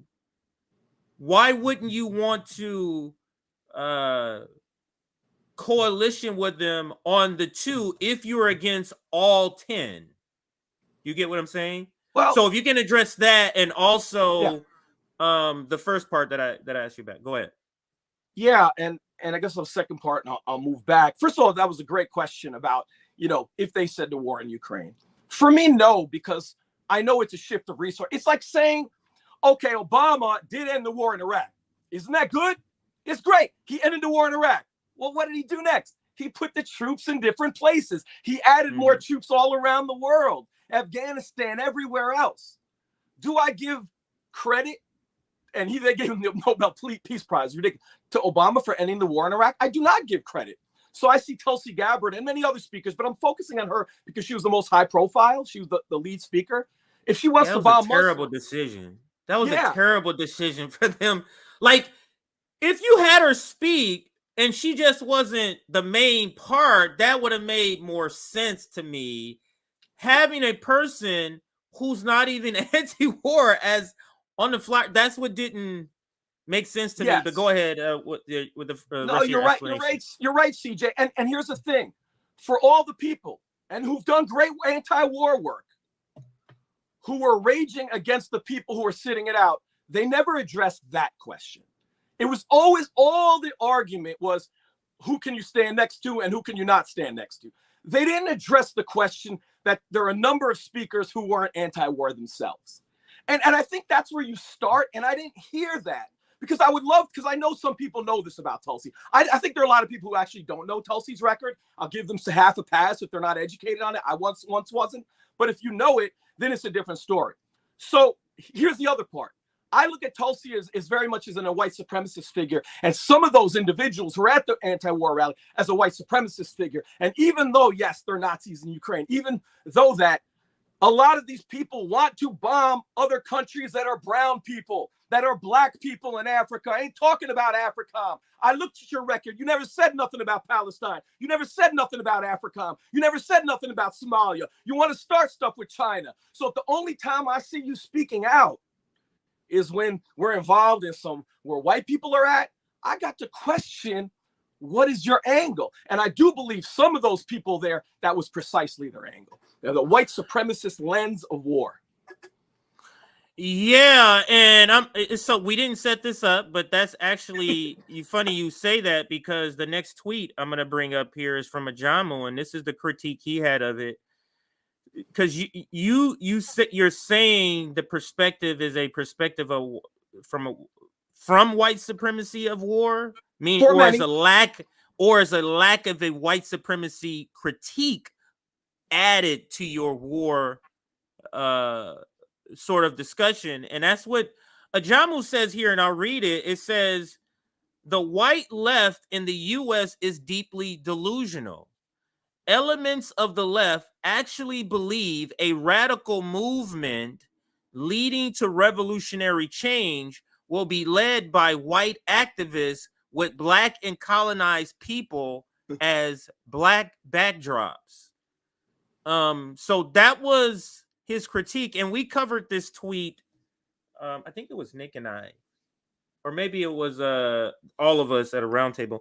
But we covered this tweet when we covered what was going on, the controversy, and we had critique for it. And our critique for the Rage Against the War Machine was similar to this, to what he's saying here. Is that it'd be like planning. I don't know if that's the right analogy, but it's well, I guess it's similar, but it's like if you're gonna plan a Rage Against the, Cop City rally, but the organizers and the people that's putting it together and the headliners none of them are from Atlanta. None of them have a stake in it, and they're pro-police. I was going to add that part. And they're pro-police, yeah. So not only if they're not really, they're not the people who war is. It's not the people who war is hitting the hardest, and they're not even fully anti-war. That's the point. But go ahead with your question. Go ahead. If the Medicare for All rally, which I covered, I was very happy to cover some great speakers. I covered 2 years of them. If Joe Biden said I'm for Medicare for all, we know he's not, but let's say he said it, and he was a speaker to get more attention, would you then reject the Medicare for All rally, its entire premise? Say that again. Maybe let me because I have an answer, but let me make sure I heard it the right wording. The Medicare for All rally. If it was announced, the organizers for Medicare for All rally had Joe Biden as a speaker on the Medicare for All rally, would you not reject? What would you do? Would you not reject the premise? I would say this is a joke. I would say this is a joke, and I'm not. But in your analogy, I'm not sure it's a apples for apples analogy because Joe Biden is saying he's for everybody having health care, but he's not really for it, and he's a lie. Tulsi is not saying she's against all wars. She's just saying she's against the Iraq war, and it felt like, and even without this critique of this, I thought that the rally was misnamed because it felt like the rally was against the Ukraine rally, but it was just given a generic name, not specific to the Ukraine rally. That was one of my critiques, even before all of this sort of controversy. But go ahead, you were going to chime in. Go ahead. Well, no, it certainly would have been better. It would have been better if they said rally against war in Ukraine. Like, it would have been better. If you're asking me personally, would I obtend? No, because if I'm going to go to anti-war rally, I need speakers up there saying we need to stop giving $3 billion to Israel apartheid at that same rally. And that's what happened a month later. So I didn't denounce anyone for going.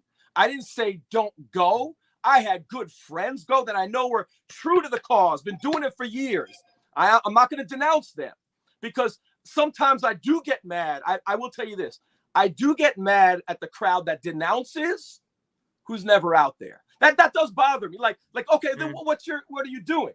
But what are you doing in response? Yeah. Like what movement are you doing? Because you have to understand where it comes from. It comes from desperation.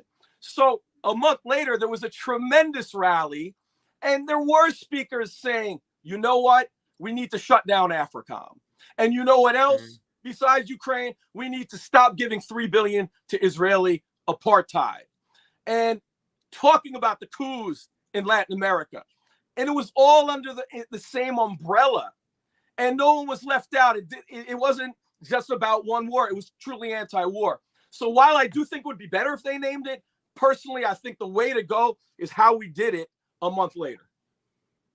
Yeah, and we covered both rallies, RBN that is. I was the one who did the coverage of the second rally, and I don't know if that has a specific name. I just know Cold Pink was one of the organization, Anti-War, it's another a bunch of organization, Black Alliance for Peace was there. Black Alliance for Peace, they've been doing great work. Can I say something? Yeah. Black Alliance go for ahead. Peace and Cold Pink were against the Ukraine war a year earlier, and we're out in the streets.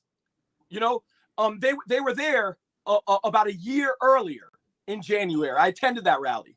So there were people there. Do we have the numbers we want? No. So what it comes down to with a real question is, how do you build a movement? Okay. How do you build a movement? And there's some people who say, we got to go to that person who says a lot of really white supremacist stuff, and because we're desperate right now. I'm not of that opinion.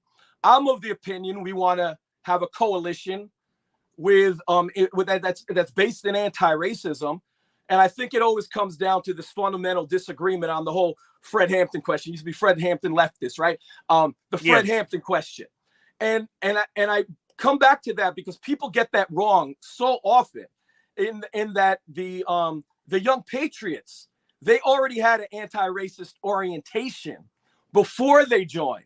And Bobby Lee from the Black Panthers saw them. They were already protesting police in the streets. They were already anti-capitalist. They were already anti-racist. And they had already worked, white people in that community had already worked with them from SDS and others. And for about 4 years before Black Panthers joined and saw how radical they were. Not only that, the Young Patriots organization adopted the Black Panther platform, almost identical. Their 10-point platform, like 9 of the 10 points are identical. It wasn't this, oh, we're going to find these bigoted folks. People thought that because they saw the Confederate flag, and that's a whole nother discussion for another time. They got confused in history. But in reality, they adopted the Black Panther ideology, anti-racist, anti-capitalist. Then they joined as a precondition. And somewhere along the line in history, I see libertarians just destroying the history of what the Young Patriots organization and the Rainbow Coalition really was. Absolutely. It's like this topic. It's I love the discussion.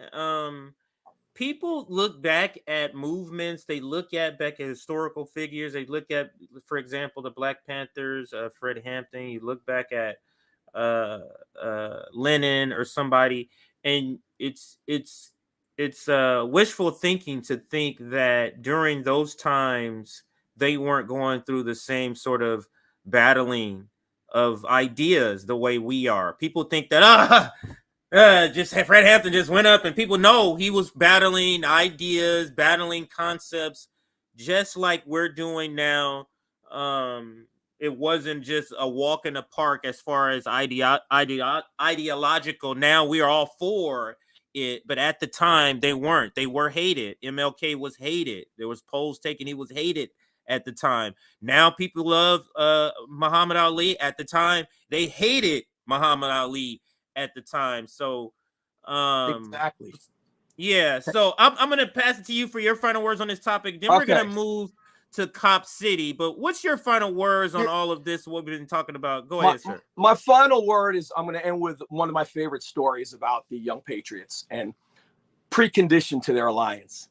Bobby Lee, who's a Black Panther worker, right-hand man of Fred Hampton, he's leaving a meeting. He was silently meeting with Young Patriots organization. He's trying to figure out, should we do an alliance or not? Should I tell Fred Hampton or not? And he leaves, and he's being targeted by the police. So the police come at Bobby Lee, and they get him against the car, and they arrest him. And all the Young Patriots come out of their building, and they're saying, you better get your hands off Bobby Lee. You better get your hands off Bobby Lee right now. And they surrounded the police car. They came out and forth, all these white people. And the cops let Bobby Lee go. And Bobby Lee's like, these are some white people I want to mess with. These are my kind of white people. And there was a trust building. That was a key part of a number of parts of trust building before Fred Hampton. He brought it to Fred Hampton. Let me tell you about these crazy hillbillies. They're anti-racist. And, they just stop the cops from arresting me. So I have to ask myself, these civil libertarians sometimes that are out, these white civil libertarians that I see on their Twitter that are writing really racist, often white supremacist stuff. If that happened to you, CJ, if that happened to Black Alliance for Peace, CJ, are they going to come out in mass and tell the cops to get their hands off you, CJ? Are they going to say that to the folks at Black Alliance for Peace, CJ? I don't know. But that's what happened before that alliance took place. And I don't see a lot of the white libertarians making the necessary adjustments that I saw the Young Patriots make before that coalition was built. Yes, and maybe this is the first time. I know this is not the first time you've been on my show several times, but it's been a long time. Yeah. It's interesting. The comments about you here is interesting. People love you or hate you, I guess. No, but or maybe they think it. I think it's your take. I think it's your take on something. I'm trying to figure it out here. I'm trying to follow the story. Tell me the critique that people don't like me. So people, if you have your critique of Chuck, what is your critique of what if I'm saying something so wrong? Oh, it's about the rage. You got a lot of response about the Rage Against the War Machine. It's not the ADL. Okay, so I know that part at least. Right. So the Rage Against the War Machine stuff is listen, what I know we're in a tribal world, CJ. Yeah. But what I want to know is from critiques. I take critiques. What did I say about Tulsi that is factually incorrect? What part of my critique was wrong? That's what I want to hear. I'm happy to dialogue, but I didn't hear any dialogue on that. One of the comments, not specifically about Tulsi, that I see is that who were the racist speakers that you're talking about? Did you see? Here's the thing. I don't vividly remember you saying there was a racist that spoke at the race. I don't remember you saying that, but if you did, you know what I don't want to do? You know what I don't want to do? I don't want to devolve in that discussion because there's been so much part of that. That discussion's been had. Oh, this one's racist, this one's not racist. That is so played out. Oh, I am asking people. So did you make a comment and somebody obviously in our chat knows a tweet you made that's what because that's going over my head. So obviously something else happened that they're referring to. Is that what's going on or something you said today? Okay. I don't know. I can't get it. But I don't want to discuss anything other than my main critique, which hasn't been discussed. Why are there pro-war speakers at an anti-war rally? That's my main critique. Everything else has been beaten to death and everyone is taken aside. I want people to deal with that because all of the people who were defending hardcore Rage Against the War Machine, they did not deal with that critique. I did not hear, even people I love, I seen on the street, did not say, yes, Tulsi Gabbard is pro-war, except in this case, let me sift through that. I didn't hear from them. That's what I want to hear. I don't want to get like okay. Here's one of the critiques. You said and this is a Tulsi. You said she was the main speaker for one, and if you can't even do common cause organization, how can we advance any cause? So there's the basic question. This is what I'm taking from it. How do you build coalition with people of different opinions?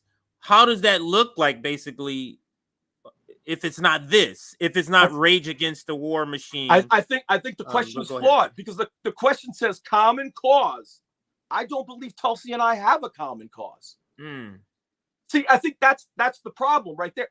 We don't have a common cause. She wants to bomb Muslims, and she believes, and if you actually listen to her, go deep into her speeches, she believes when we have a coup in Latin America or when we spend money in resources in Ukraine, it is draining resources from other wars, from bombing more Muslims, from other places. She doesn't see it from an anti-war perspective, a human perspective of this is immoral perspective. Tulsi sees it from we're draining American resources that we should be putting here, very similar to Obama taking troops out of Iraq and putting them elsewhere. And when I mention that about Obama, leftists understand what that is. They understand that. And what I'm asking is to apply that same analysis to Tulsi Gabbard. Absolutely. It's just one person just saying they wish you had attended. Sabby from RBN attended that rally, the first one, and then I love covered the Zach. second one. And then here I Zachary love says you're too tribal. I don't know what tribe is he with then. I don't That's the part I don't know. When I'm he not says you're tribal. too tribal. Yeah. You know, CJ, you know what gets me in trouble, CJ? I'm not tribal. I'm gonna make sense. People told me not to fuck with RBN. Let me just tell you that right now. You don't think people hit my DMs, say you really shouldn't fuck with RBN? People have said that. But you know what? The reason I love what y'all do is because you come with the facts. Like when I listen to your stuff, you come with the facts. Does that mean I got your same style? I don't. I won't lie. Sometimes the way you're hitting somebody, I'm like, oh, I'd have come a little different. No, we get it. We get it. Yeah. But it's not for everybody facts, all the time. But your facts are tight. Your facts are tight. So like what you say after, the facts are tight. And if the facts are tight, then I can't refute that. And that's what I tell people who disagree with me. I'm not in the tribe. I will go where I believe makes sense in my own head. Now, here's where there's a fundamental disagreement that sometimes I have with the left, and might even include RBN, in that we agree on the same thing, but we may disagree a little on the strategy. So whereas a lot of people on the left, the Democrats, are so pathetic, just so pathetic. I can't think of a better word than pathetic. They're so pathetic and demoralizing that you're going to grasp for any straw. And what happens is we might grasp from people with bigoted leanings and all of those things. And I believe we should peel off 10% of liberals. I don't believe every liberal is I believe there's some that just need to be more informed. And the reason I say that is because I'm a former liberal. I'm a reformed liberal. So if I have to give up on all liberals, I'm giving up on my former self. You see what I'm saying, CJ? Like, if we could peel off 10% and not call them all stupid all the time, and just be like, let's give you more facts on policing. What if I told you only 8% of all police calls were for violent crime? Did you know that? Let's educate. The stuff that you do all the time, you educate. But sometimes when you hit somebody a certain way, they won't hear the facts afterwards. I'll listen to your facts afterwards. They might not have listened to your facts afterwards. So I think the fundamental disconnect is sometimes I try to peel off 10% of liberals, and sometimes a lot of leftists have given up on liberals. Just say they're hopeless. Yeah, we're one of them. We're not interested in convincing partisans, whether Trump or we're not convinced. We're for the people, the largest group, which is the more regularly non-voting group, and that's the path that we believe to the quickest sort of liberation, freedom, revolution, whatever word you're going to use. So that is a critique or a difference between us and you that we were already aware of. I mean, it's easy to point out those differences. Then maybe that's why somebody kept asking me to ask you about progressives because of that, as if we don't know that. Chuck knows the difference, and we know the differences. We don't believe in necessarily trying to peel off anyone as a target, meaning we're not targeting Trump, we're not targeting liberals. We're saying this is the message, and the message is going to resonate with anyone who the message resonates with, and that's the person. That's how we look at it. We go, this is the message, because the message has to be unfiltered, because previous messages has been so co-opted. So we have to give a message that is so undeniably and unquestionably and unco-optably, I'm making up that word, co-optably, but you get what I'm saying. We give a message that cannot be misinterpreted, co-opted on purpose. That's on purpose. I know. Because that's our space. And it is some of our allies like you who are supposed to be in spaces where you are talking to those. That's not our role. Our role is to push the envelope to the maximum limit. That is RBN's role. And Yeah. then we have allies this year to do other roles like yourself. But go ahead, you were going to say one more thing. Then we'll finally move on to the next topic. Well, here. you know, I know we're supposed to focus Cop City, but I'm so happy we're having this discussion. I really am. And I welcome all critiques of people who disagree with me, because this is a really important discussion to have on the left. And it's really important at this moment in time when someone like Dr. Cornel West is running and runs for on principled stances from free Palestine to reparations to human rights to ending war, that I believe at no point since that we really have to get together and on the same page. So I'm glad we're having this. So yeah, I'm going to try to peel off liberals. So I'm going to be a little bit nicer than I hear in your spaces, right? I don't use shit lib, right? I don't even say the squad. And I'm going to tell you why I don't say the squad is that I do want to, I understand that we needed them to vote as a block and that whole experiment failed miserably. We get that. I agree with that. But if a Cori Bush does steadfastly vote against Palestine and some to death threats and has never wavered and is able to bring in some liberals through her stance and had millions against her in her next piece in her next election and still win, I think that's significant from a mobilizing perspective for freedom for Palestinians. And so I may not get stuck on, well, electorally, did I agree with every vote she made or things like that. I believe she's a positive force, though, and she's probably the most radical voter in Congress, I would guess. She's a positive force towards Palestinians. I want more people who are in the mainstream to adopt my position and your position for a free Palestine. And I think she could be a carrier of that. Does that mean I believe in the electoral system is going to solve our problems? Of course it doesn't mean that. But I do believe there's something about a mobilizing effect and mainstreaming an issue, which I think Dr. West could do very well, by the way, that there's some merit to. There's some merit to it. Because, then how do you address this part? Go ahead. I'm curious about how do you address this, because it's almost like the Inflation Act, that they say that it's a climate agenda, but it also goes against climate. Like, it's like in both. It's like climate shit and anti-climate stuff is in hang on a second. I got some message popping up here. So with the example with Cori Bush, you say there's a sort of mobilizing effect because she is, even though her votes aren't consequential, meaning they don't make or break whether the legislation, just a person in Congress speaking to this particular voice, that is something good. Yeah. But then here's the problem. That little, to me, and I'm going to describe it as a little bit of good, is outweighed by the bad, which is adding numbers, meaning sheer numbers to the Democratic Party, who is Zionist. That is bad.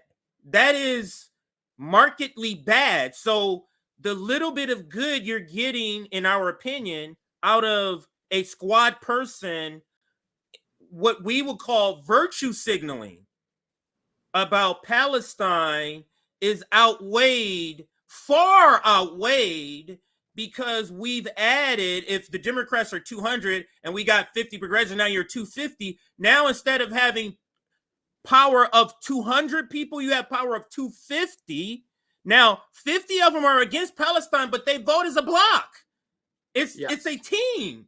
So how do you address that part? Because regardless if you're trying to or not, a unintended consequence is you're adding to a team that's pro-Zionist. The leadership is pro-Zionist. So how would you address that, Chuck? Well, I think you have to articulate the difference. But I think, I had a professor, and I do this for everything, and I do it with RBN a lot. I had a professor in college. He would say this: if you disagree or you compare two people, he said, what's the point of connect and what's the point of disconnect? And a lot of times I'll listen to RBN, I'll be like, what's the point of connect? Oh, shit, we agree on all the same issues. They're talking about the right shit. What's the point of disconnect? It might be a lens. And here's where you are operating from an electoral lens. And almost everything you do is electoral. That fear if Cori Bush is loud on Palestine, then all these people who outside the system could make change will get consumed by the system, and then we'll lose votes and energy. And that's real, because that shit has happened. Like, that's happened, right? So you're not coming from a place like that doesn't have evidence.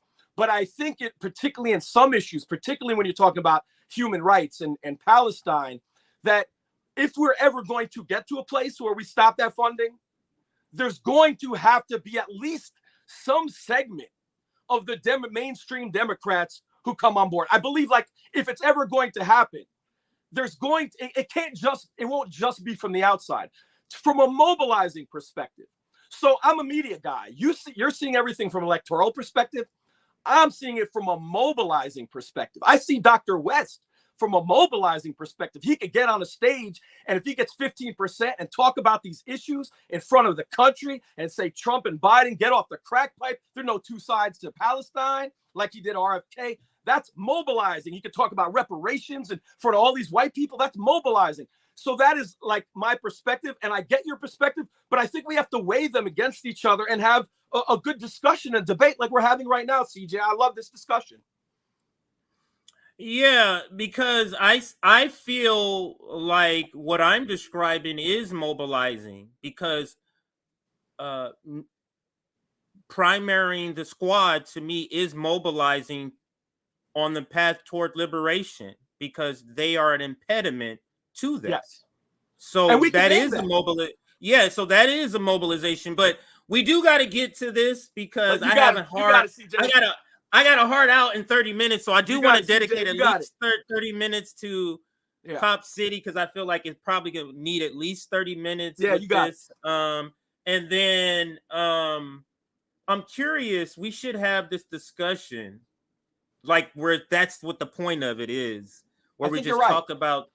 And I'm curious, who do you think, who is more closely aligned with your perspective, would be good also to bring on? I've been feeling tribalist. I'm going to be honest with you. I feel tribalist, because a lot of times I see people who I really respect, they go at each other. And that includes y'all. And you'll be bumping heads with someone. I'm like, oh, I love the work you do. I love the work they do. I wish y'all would kiss and make up in the DMs. Like, I feel that sometimes. And it's not saying the critiques aren't valid.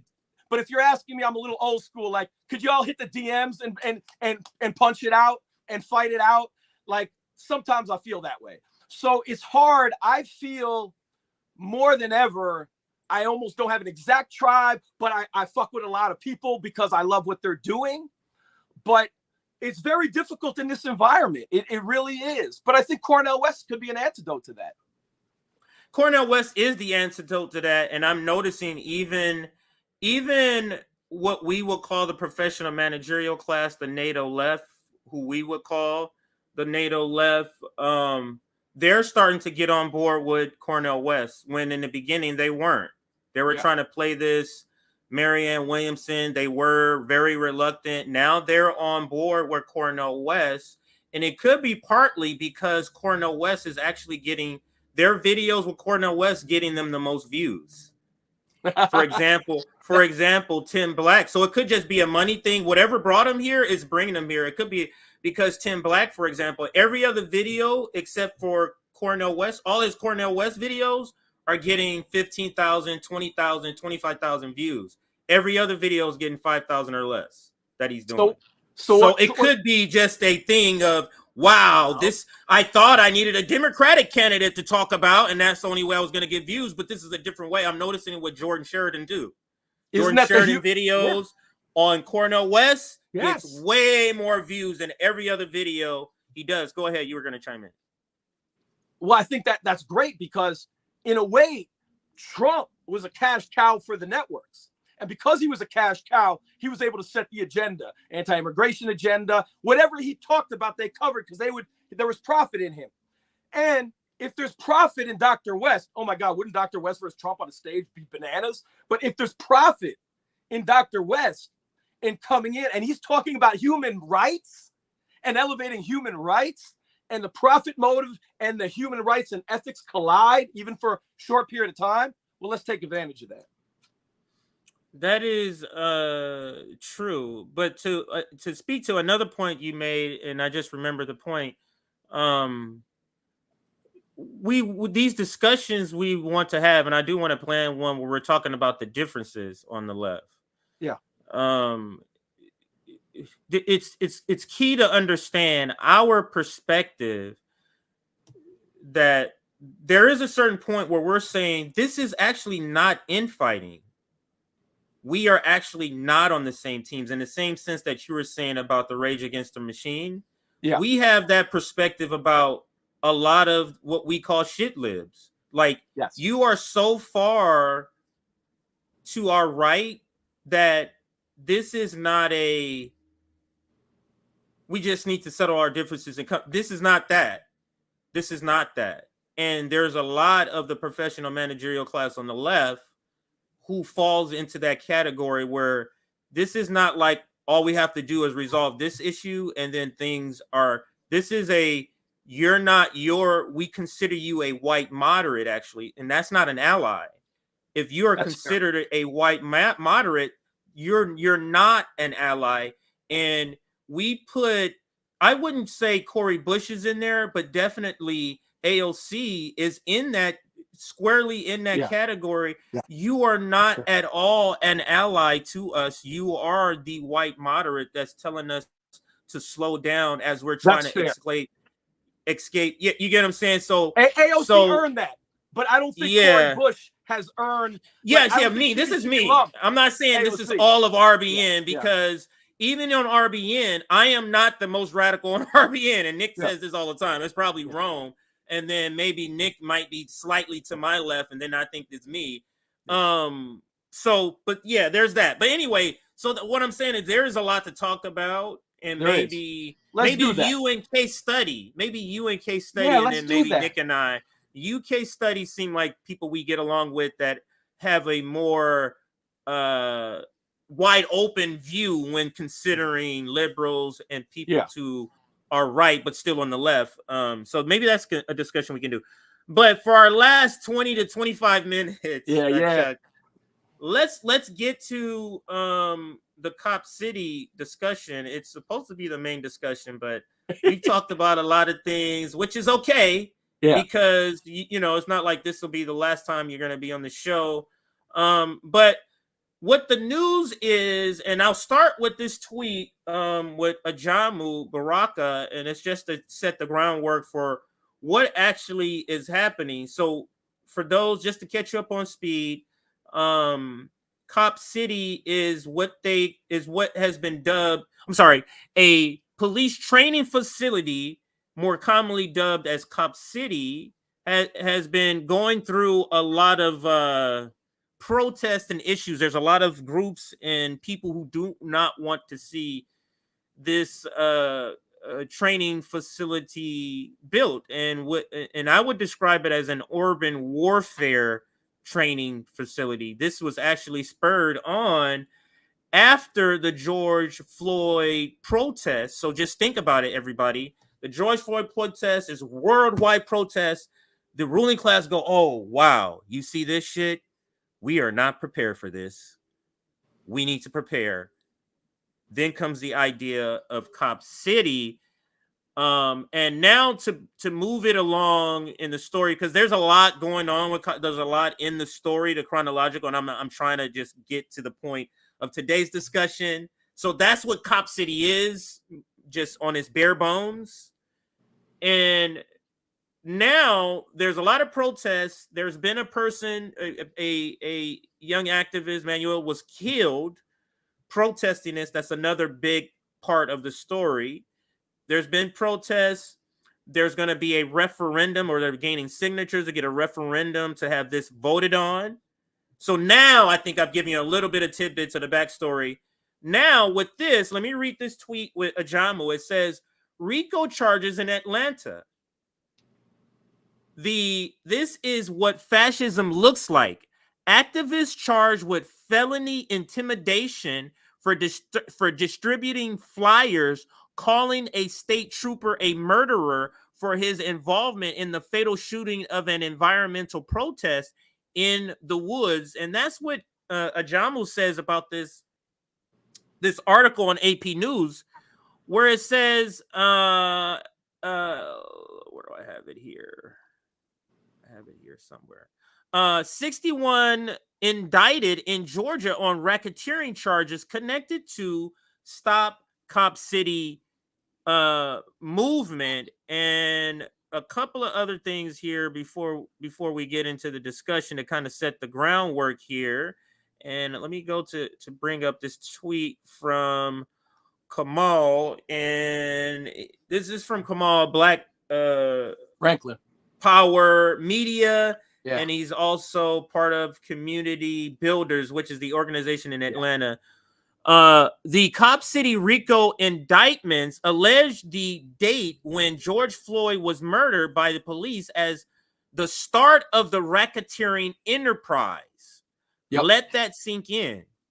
The day a movement to abolish the police took on new life is the day for them a criminal enterprise was born. What do you think about that, Chuck, to get started with? What do you think about the idea that a movement to stop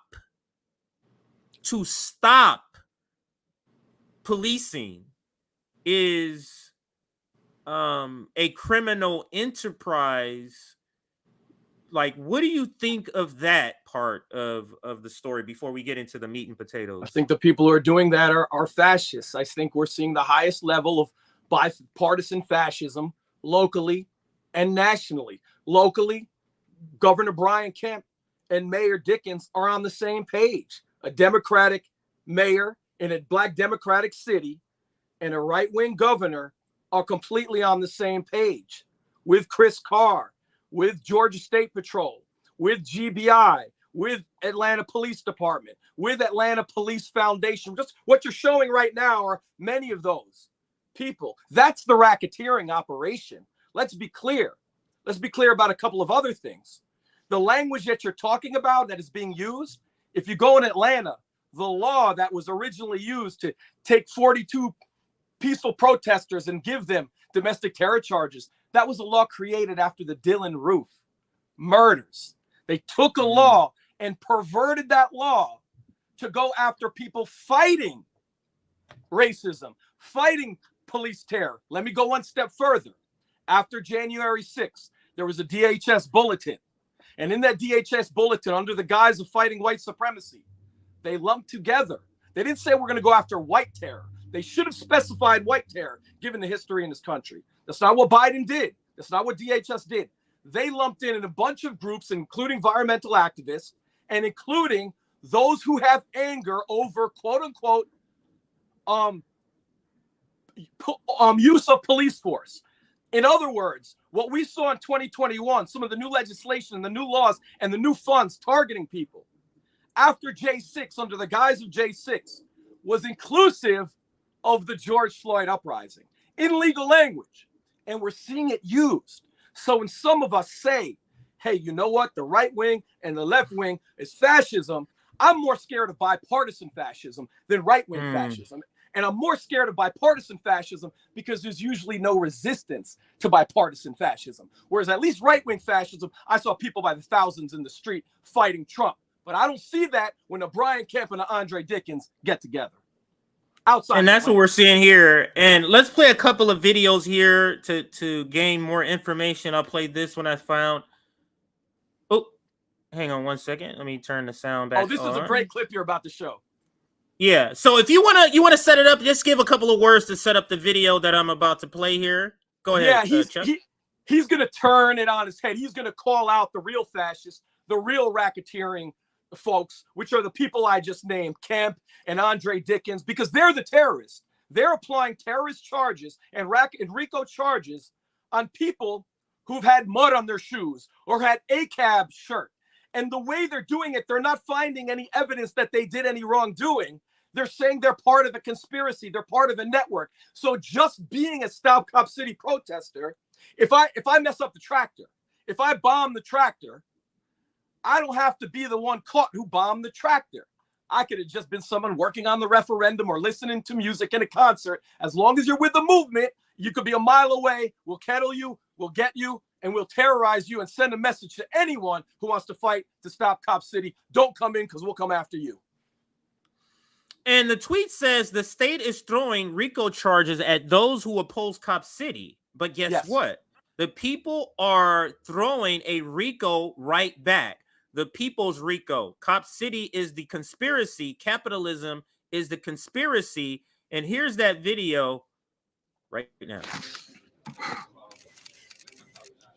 Within our system of justice, the Racketeering Influence Corrupt Organization Act, or RICO, was developed to bring down large criminal organizations found guilty of violating at least 3 predicate acts of illegality that, when used in concert with one another, established a clear intent to further overall goals of this criminal organization through a pattern of lawlessness, intimidation, and coercion.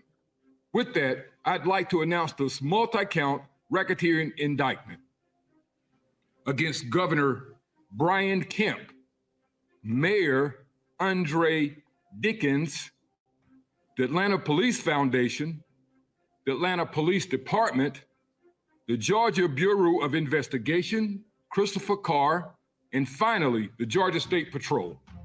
This graphic plainly shows these individuals, institutions, and their crimes are connected by the spider web of blue lines.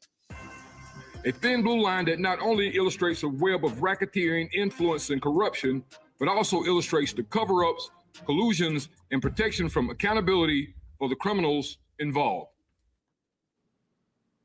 Man, that is a pretty cool video. Go ahead. What's your comments, sir? It looked like you were going to say that's something. great. That's great. He nailed it. We got to call it for what it is. They're the fascists. They're the terrorists. And they're Democrats and they're Republicans and Democrats who under the guise of Atlanta, the great civil rights city.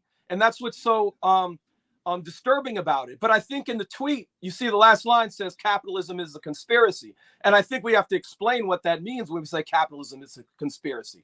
What would make these Democrats in Atlanta with a history of civil rights who invoke MLK on Monday but want Cop City on Tuesday, what would make them go with Brian Kemp? What would make them dine with Brian Kemp and help these laws and the Atlanta Police Foundation? Well, I'll tell you what it is. It's $60 million of the $90 million coming from the Atlanta Police Foundation through corporations. So we're not just talking about climate justice. We're not just talking about racial justice. We're talking about the privatization of policing. And they got 60 million reasons why they would want to build Cop City, despite crime going down 50%, violent crime, despite that you need these resources in all these other places, despite homelessness, despite all of the needs that Atlanta has. But you know what? Home Depot has other needs. You know what? The banks have other needs. Wells Fargo has other needs. Coca-Cola has other needs. And when you have enough billions behind you, it doesn't matter who is the person, because capitalism is the conspiracy and the politician is just putting the will of the corporations over the people. Spot on. I'll read this tweet here from Hannah Riley. I'm sure you know Hannah. Yeah, she's great. She's amazing. Yeah, so it's clear in his press conference about RICO charges against Stop Cop City organizers, Georgia Attorney General Chris Carr explicitly named that Cop City is needed because of the uprising in 2020. This will be replicated in cities across the country. It already is. That's absolutely right. Because this is not the only Cop City. There's other places. Do you know where one or two of these other sort of Cop City places are being built? Well, Chicago is one where I just came from. They just talked about last week Baltimore, which is, by the way, the most over-policed, statistically over-policed, and one of the most corrupt police forces you will ever find. And they're talking about it because you could get these foundation dollars. I believe, and I promise you I'm not being hyperbolic, I believe that stopping Cop City is the greatest domestic issue of our time, bar none. Bar none. You talk about stopping fascism. I'm worried about that fascism because it will lead to a domino effect of irreversible dystopian police state across the entire country and will export it beyond our country. And I'm not saying something because I'm smart. I'm late to the game. I got into it when Tortuguita was executed with 57 shots. Yeah. But the folks in Atlanta, they educated me. And I want the folks in Atlanta to educate others because they're at the heart of it. They're doing great work. You mentioned Kamau Franklin and community movement builders. You want good press? Check out Scalawag. Check out Michael Hirschkind's piece on a primer of Cop City with 150 links if you want to know what's really going on. Talk about Atlanta Press Collective. I'm giving you names of independent journalists who will give you the real story. It's not going to come from Atlanta Journal-Constitution, who's owned by Cox, who's part of the Atlanta Police Foundation. That's the conspiracy.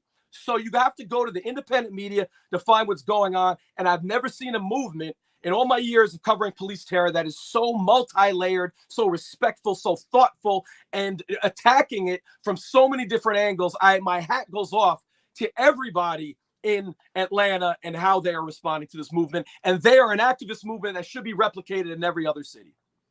And that's why they're trying to stop it. That's why you see RICO charges, because of their success. They're scared. Yeah, let me play the just for the sake of the segment, make sure we have it in the clip. Let me play the actual press conference that announced the charges right here. It's not long. As I've said for months, the state of Georgia would not tolerate the repeated acts of violence and destruction that have occurred in an attempt to stop the construction of the Atlanta Public Safety Training Center, a state-of-the-art facility for firefighters, EMTs, and law enforcement. I vowed as Attorney General to hold accountable those responsible for those actions. Today, I am pleased to announce the latest development in our vigorous pursuit of the suspects. Following an investigation conducted by the Georgia Bureau of Investigation, the Atlanta Police Department, the Georgia Department of Public Safety, the Federal Bureau of Investigation, and other law enforcement partners, our office took this case to a Fulton County grand jury on August 29th. Based on the evidence we presented, the grand jury has returned an indictment charging 61 people with violation of the Georgia Racketeer Influence and Corrupt Organizations Act. Some are also charged with domestic terrorism, attempted arson in the first degree, and money laundering. As alleged in the indictment, the defendants are members of Defend the Atlanta Forest, an anarchist, anti-police, and anti-business extremist organization. We contend these 61 defendants together have conspired to prevent the construction of the Atlanta Public Safety Training Center by conducting, coordinating, and organizing acts of violence, intimidation, and property destruction. Yeah, all right. So we got that on. I do have another clip here because I want to get this information in. I'm getting close to my hard out here. I got to go get my daughter from preschool. But I do want to show this here because they give a little information. Just 3 people with the Atlanta Solidarity Fund were each indicted on 15 counts of money laundering for their work to provide bail money and legal aid. My bad, everybody. Here we go. We're beginning today's show in Atlanta, Georgia, where the state's Republican Attorney General has announced a sweeping new RICO indictment against 61 activists and others he accuses of being part of a, quote, criminal enterprise to stop Cop City, a massive $90 million police training complex that's facing widespread opposition and ongoing protests. The charges were brought in Fulton County and approved by the same grand jury that indicted former President Donald Trump and 18 of his associates on RICO, or racketeering charges, brought by Fulton County District Attorney Fani Willis, who is a Democrat. At a news conference Tuesday, Georgia Attorney General Chris Carr and John Fowler, head of Georgia's prosecution division, laid out their allegations and why they brought the case in Fulton County.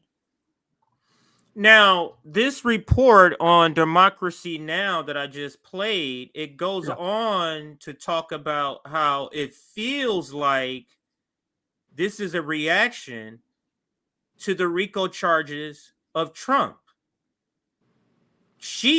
Amy Goodman, in that report says that, and when she goes on, I can't play it because for the sake of time, but she goes on to say how, yeah, this feels like this is a reaction to that, which to me makes a little sense, because think about it. Oh, you guys gonna indict him on this bull, trumped up. Okay, when we're gonna use that shit over here, because remember, this was sent to the grand jury on August 29th. That's after Trump's indictment came down. Chuck, let me play this video from Angela Davis, and then I'll allow you to comment, sir. Okay, one of the most important movements today is the movement to stop Cop City. We saw the influence of the police decline as a consequence of the uprisings that began in 2020, and Cop City represents the effort of police all over the country to reclaim their position. That is why it is important for activists everywhere to join the movement to stop Cop City. Thank you. And that's a great point made by Angela Davis, Chuck. If you want to comment on that and anything else I said, but I want to ask this question. Yeah. Where are all the black leaders? Where's Al Sharpton? Where's Stacey Abrams? Where's Senator Warnock? Where are these people? What? This is easy. All the black Atlanta celebrities. Where's Usher? Where's Jermaine Dupri? Like, where are they? I don't think you see them. Let me just tell you. Let me thank Dr. Angela Davis, because she was leaving. I was in the hotel in Chicago this weekend, and she was about to get in her car and leave. And I said, and I just happened to run into her, and I said, Dr. Davis, can you just give me a couple comments on Cop City? And she shared that, and I'm really happy, and I'm going to tell you why. Because she is a radical, but it's someone who has cachet in more mainstream places. So I'm hoping if you see when Angela Davis comes out and talks about it, and Bernice King to a degree has said some things, that there could be an effect. But once it gets into electoral politics, you're not seeing that. Warnock's head and Ossoff milquetoast, really weak comments. And what's so crazy about the whole thing, particularly about the two Atlanta senators, is that they've spent their entire time talking about voter suppression from the GOP, which is absolutely correct, by the way. Their analysis on the GOP is correct when they talk about the shenanigans that they do. However, when the Atlanta Police Department and the mayor of Atlanta are doing the same voter suppression tactics and trying to deny a referendum to get the people to vote, you got nothing to say. You're quiet. That voter suppression is okay. And even the strongest comments from politician, which was Jamal Bowman, he caveated his second sentence with right-wing attempts. Is Mayor Dickens right-wing? Is the Atlanta leadership right-wing? So he probably said the strongest line. I don't have it before me. But then the second line, he caveated it with BS because he erased it for it. But so Mayor Dickens and the Atlanta City Council, they're all Democrats. Julian Bond's son voted with the corporations and against the people. So what we're talking about, if you want to know why, your question, you're not seeing the celebrities, because $60 million is more powerful than justice, than the people. That is a damn. Oh, and I forgot Ludacris is another, known for always talking about Atlanta. Here's another clip you sent me, less than a minute. I got a couple of minutes left in the stream, then I got to get out of here. So let's make sure we get this one in. Let's listen when she talks about this being a litmus test. I think it's a really, really, really important moment, right? Because Atlanta sort of serves as a litmus test, right? To determine what is and is not doable or what is and is not okay. Because we have such a distinct and profound Black misleadership class, right? This Black elite class.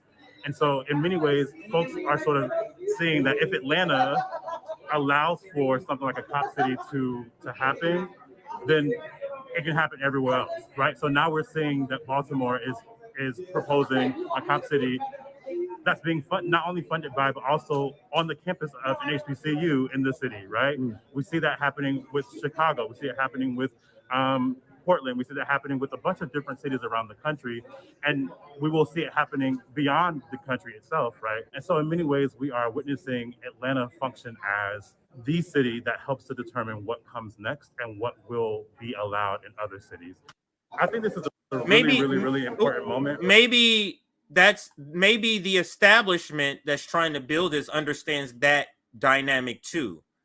Yes. That they understand the same dynamic that they make. And I do got to get out of here. So I'm going to get your final words on this. Not that you have, a few seconds, but I am about to get out of here in a couple minutes. But if you want to chime in on any part of that, anything you have not mentioned about what's happening here. There is people down there trying to get them lawyers. They're asking for pro bono lawyers to volunteer. I mean, I hope we're able to mobilize and get these people to fight these charges. This should be easily tamped down. Like the stuff that they're being accused of, that's being called terrorism, sitting down in the forest, doing certain, it's so out of bounds and absurd. But your final words, and then we're going to close out right here. Sure. Well, my final, first I want to say Deshaun is the editor of Scalawag, and they put some great analysis on the implications if we don't stop Cop City. And Scalawag's been doing great work, so I really recommend everybody check out Scalawag and the great work they're doing on Cop City. And really, we have to understand that as this national and this global movement, which we've spoken about. So we have to really consolidate, and all our media, independent media, to consolidate to help those protesters who put their lives on the line, who are facing charges. And I'll give one example from DC. At the Trump inauguration, they kettled 250 individuals. Maybe 5 of them broke a window, but they kettled 250 and gave them all these crazy terror charges at Trump inauguration. And I arrived there like 15 minutes late. I was covering another protest. I would have been in that huddle. There were 6 journalists in there. And here's what happened. Everyone stayed steadfast and said they wouldn't take a plea. They would not take a deal. And don't get me wrong, people's lives were ruined for a year. They had to go back and forth to court. They were scared. They're facing 60 years, 70 years. It's very scary when it's you. But they stood fast together. They had support, and the charges were dropped. But here's the point. Whether the scariest is if the charges succeed. But even when they don't succeed, the charges are the point. The point is to scare other individuals from not only protesting, but even supporting. They had a SWAT raid on supporters, on bail supporters. So I'm at risk, you're at risk, and anyone who shows support at risk. And I'm happy to be at risk. If we get arrested, then we get arrested. But we have to stay steadfast and no one take a plea. And we all have to have eyes to help them, because we are seeing fascism and terrorism in the biggest bipartisan way. So your analysis of fascism can't just be Trump, who is fascist, by the way. It's got to be a bipartisan analysis, starting with Cop City. If these charges stick and they get convictions, this will be, if this stuff can be labeled terrorism and you can go to jail for RICO with some of this stuff, we are in trouble. We are in lots of trouble as a nation. And I'm talking about immediate trouble. I don't mean immediate trouble if this goes through. And with that said, I'm gonna have to cut it here. I gotta get to pick up my daughter, Chuck. Chuck, we're gonna plan another one like recently. So later today, I'm gonna hit you up on your DMs. Let's do it. To try to plan something maybe in a week or so. We gotta coordinate with Case Study and anybody else they want to, but we gotta have this conversation of left versus left conversation about all the differences. But thank you, Chuck, for joining. Always a great time. Like I said, we're gonna try to schedule something again in 2 weeks, Chuck. And thanks always again. I'm gonna drop you to the back, sir. You can head out anytime you want.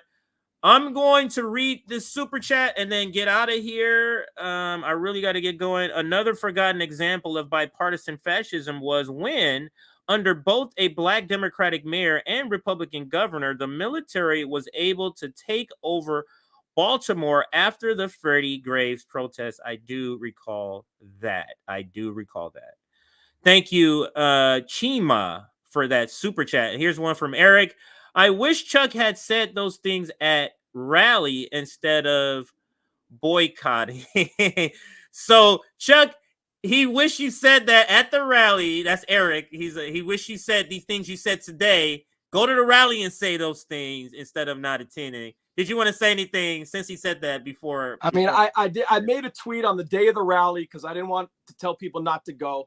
But I think I really look forward to continuing that discussion. I really do, because I think we want to have a good discussion about the left. And I've always appreciated the exchange we have. We might not have the same strategy, but I know we got the same goal. Okay, so if I got the same goal, man, I could disagree with you sometimes vehemently because we want justice. You understand? And I'm good with that.